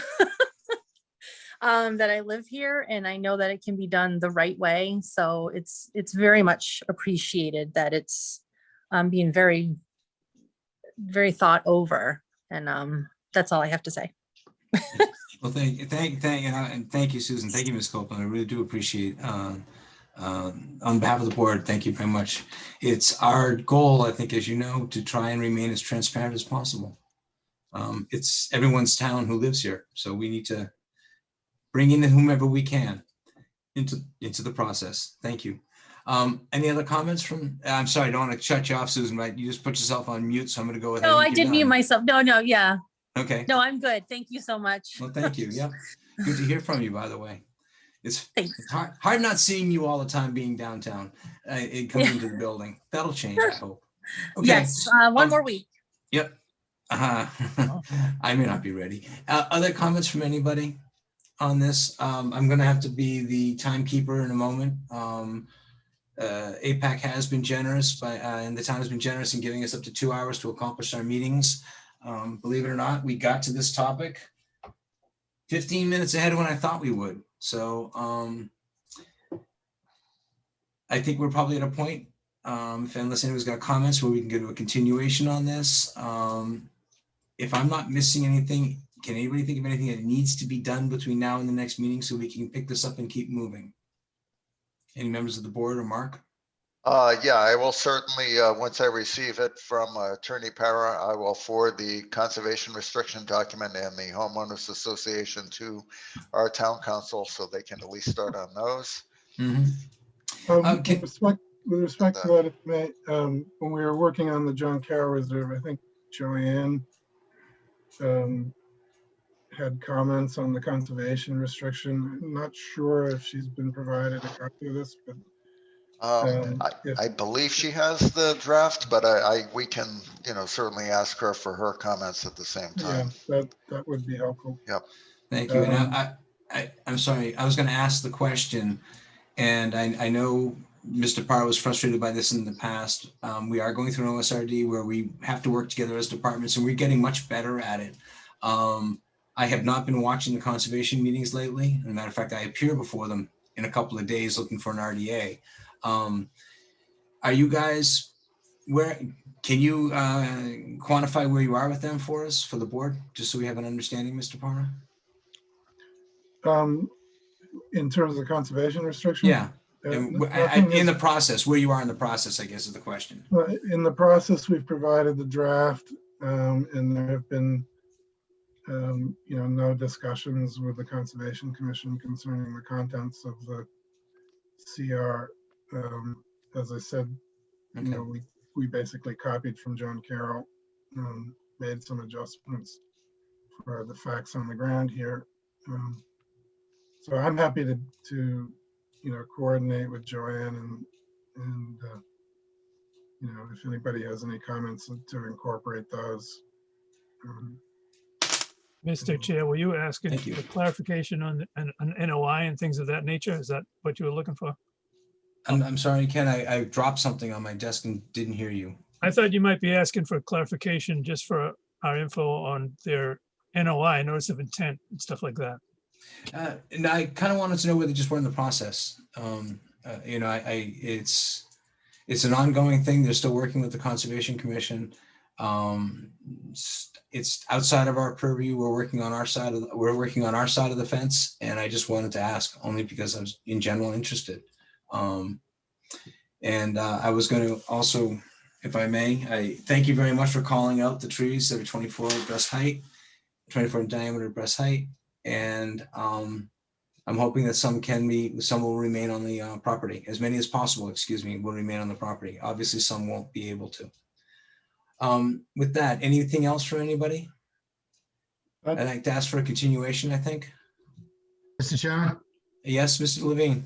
and just one quick thing. If I could respectfully ask if you schedule for the next meeting, I may have a conflict with another project. If it's possible to be, if at all possible, to be at the beginning of the agenda, I would greatly appreciate it. I will do that. I'm going to ask Mark if he has anything else on our plate right now. No, actually, since McDonald's was approved this evening and the other subdivision is yet to arrive, this will be the main agenda item for the June 8th meeting. Yeah. Thank you. And actually, Mr. Levine and other parties, I appreciate that sometimes sitting through a long meeting isn't very productive on behalf of your team. And I'm trying to endeavor to give you a better idea when we can get to it. Tonight we got ahead of ourselves, believe it or not. So you're on the wrong. I'm actually looking at you, but I have two screens here. So, but no, I appreciate it. I appreciate it, Mr. Levine. I really do. So I'm gonna bet you by 6:25 we got you going on the next meeting. That's fine. Just whatever. That's fine. We started 6:15. We got a couple things we're gonna have to take care of. I think the covenant we're gonna have to take care of that we just discussed this evening. Hopefully we'll be done and we'll get to you as quickly as we can. Appreciate it. Thank you very much. And then we'll kick you out of the room in about 20 minutes. Okay. No problem. Thank you very much. Mr. Krantz, may I have a motion for continuation? I think you have to do all three. I make a motion that we continue the public hearing for the definitive subdivision, Washington Street, Panther Place, next meeting, June 8th. Seconded. Thank you, Ms. Murray, for seconding. Any discussion? Mr. King? Aye. You all moved. Mr. Diskin, how do you vote? Aye. Ms. Murray? Aye. Mr. Krantz? Aye. Chair votes aye. I make a motion that we continue the public hearing for the stormwater management permit, Washington Street, Panther Place, to June 8th. Seconded. Thank you, Ms. Murray. Hearing no discussion, Mr. King, how do you vote? Aye. Mr. Diskin? Aye. Ms. Murray? Aye. Mr. Krantz? Aye. And chair votes aye. I make a motion that we continue the site plan review for the land clearing and grading, Washington Street, Panther Place, to June 8th. Seconded. Thank you, Ms. Murray. Hearing no discussion, Mr. King, how do you vote? Aye. Mr. Diskin? Aye. Mr. Krantz? Aye. Ms. Murray? Aye. Chair votes aye. Thank you very much, gentlemen. All right, thank you. Thank you very much. Okay, Thank so you for your time. appreciate it. Okay. Couple more things on the agenda for this evening. We have the town planner update and announcements. Mark, do you got anything you can throw out pretty quick? You're on mute, Mark.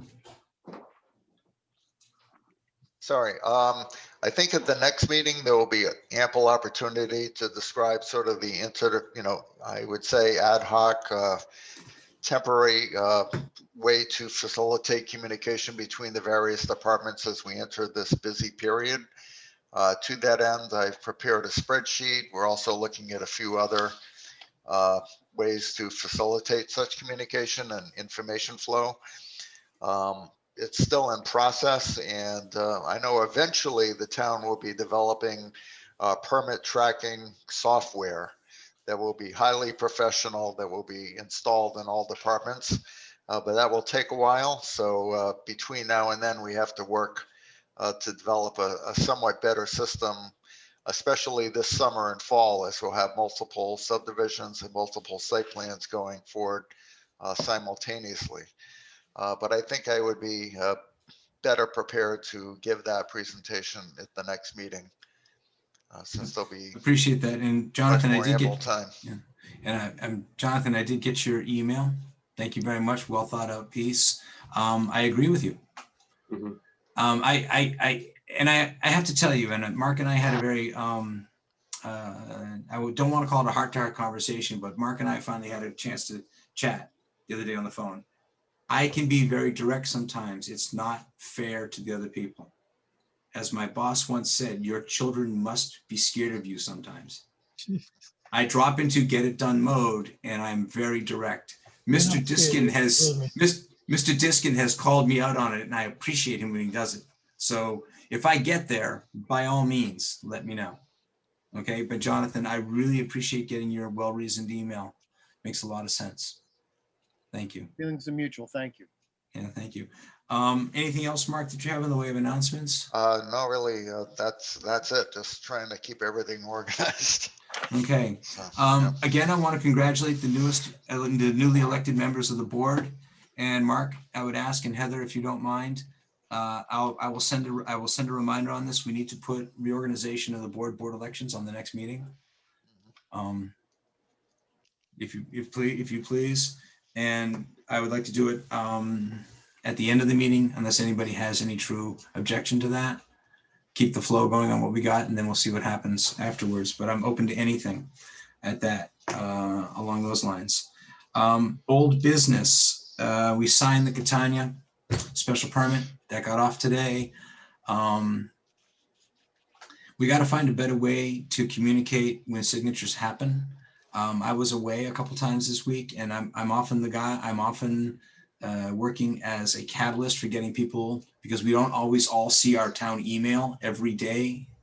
Yeah, so I know I've been sending, and I'll tell the world, one-way texts. Don't text me back, but please go sign the docs. Goes out to people.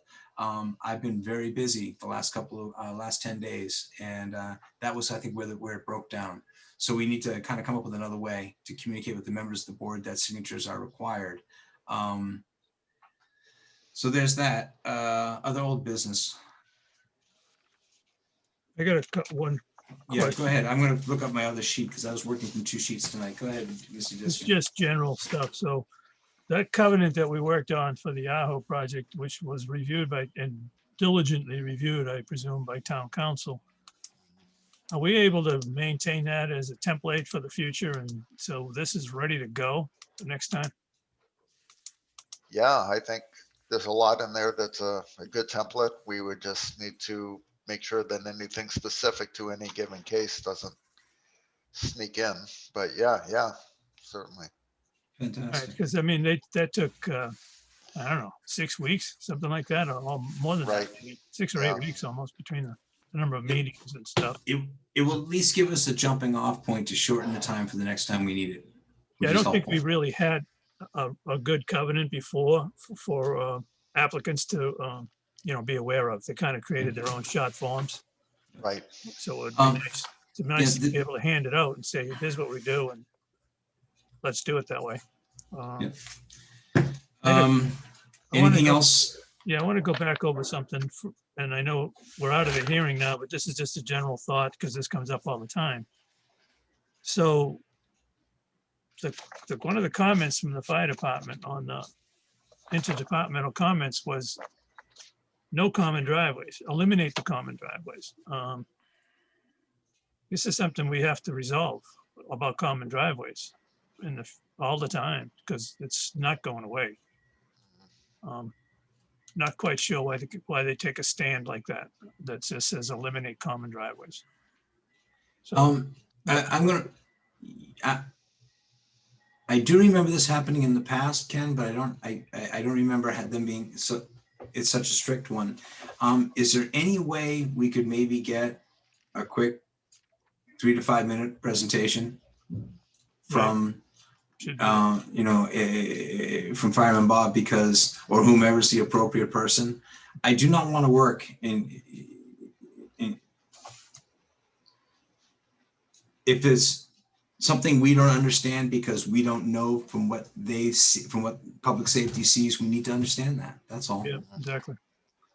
Jeff, Yeah. we might have comments from, I believe, might have been Shaker Mill Pond that stated fire code. The reason they're requesting that there's no common driveways is for 1, the length, and 2, the possible blocking of the driveways during parties, being unable to get fire trucks to a shared driveway at other house. I think that was their main concern about that. I If know someone's having a Christmas party and there's a lot of cars in that one driveway, the second house next door would have an issue. The fire truck wouldn't be able to make it down. I know what their concerns are. I understand what their concerns are. We have driveways in town that are already existing and are way longer than these common driveways we're looking at. So I think we have to define it more in length, and we have a construction standard in the subdivision regulations, which I reminded them about tonight, about how to build a common driveway. It's got to be 18 feet wide, a certain depth of gravel and paving and all that. But by him using the term eliminate, that's what concerns me. Yeah, so let's see what we can do see what we can do to pick that up and make sure, before we solve the problem, let's define it properly. Right. Not a lot of common driveways is going to get built in the next 6 weeks, so we have a little Right. bit of time on Plenty this of one. time, right. Yeah, and we won't forget it, but we want to make sure we take care of it. I don't have anything else jotted down on my sheet of paper for old or new business at this point, or anything else that might be on people's minds regarding planning. I want to thank Mark for picking up that stormwater basin that looks like it partially in the open space, Yeah, yeah. even though it's not a pond. Right, it's a very strange pond. I was reading through the plans and I saw, I was actually reading through the DPW comments. I saw pond 1, I saw pond 2. I couldn't find it. What it was is I hadn't rolled the plan all the way opened. And as Mr. Diskin said, it was black and white. It's a contour line. Yeah. So it was difficult to see. Okay. With that being said, our next meeting is, June 8th, right? yeah, so May 25th, it puts us to June 8th. I double checked that. Yes. I may not be in town. I will let you all know. Mark, I'll let you know. Okay. I think I am in town at that point, but I'm interviewing with the touring company and it's in Vermont. That does not mean that I can't participate. I just may not be physically in town those days. With that being said, who wants to adjourn if there's nothing else going on? Motion to adjourn. Seconded. All in favor? Aye. Aye. Aye. Thank you all for all your hard work.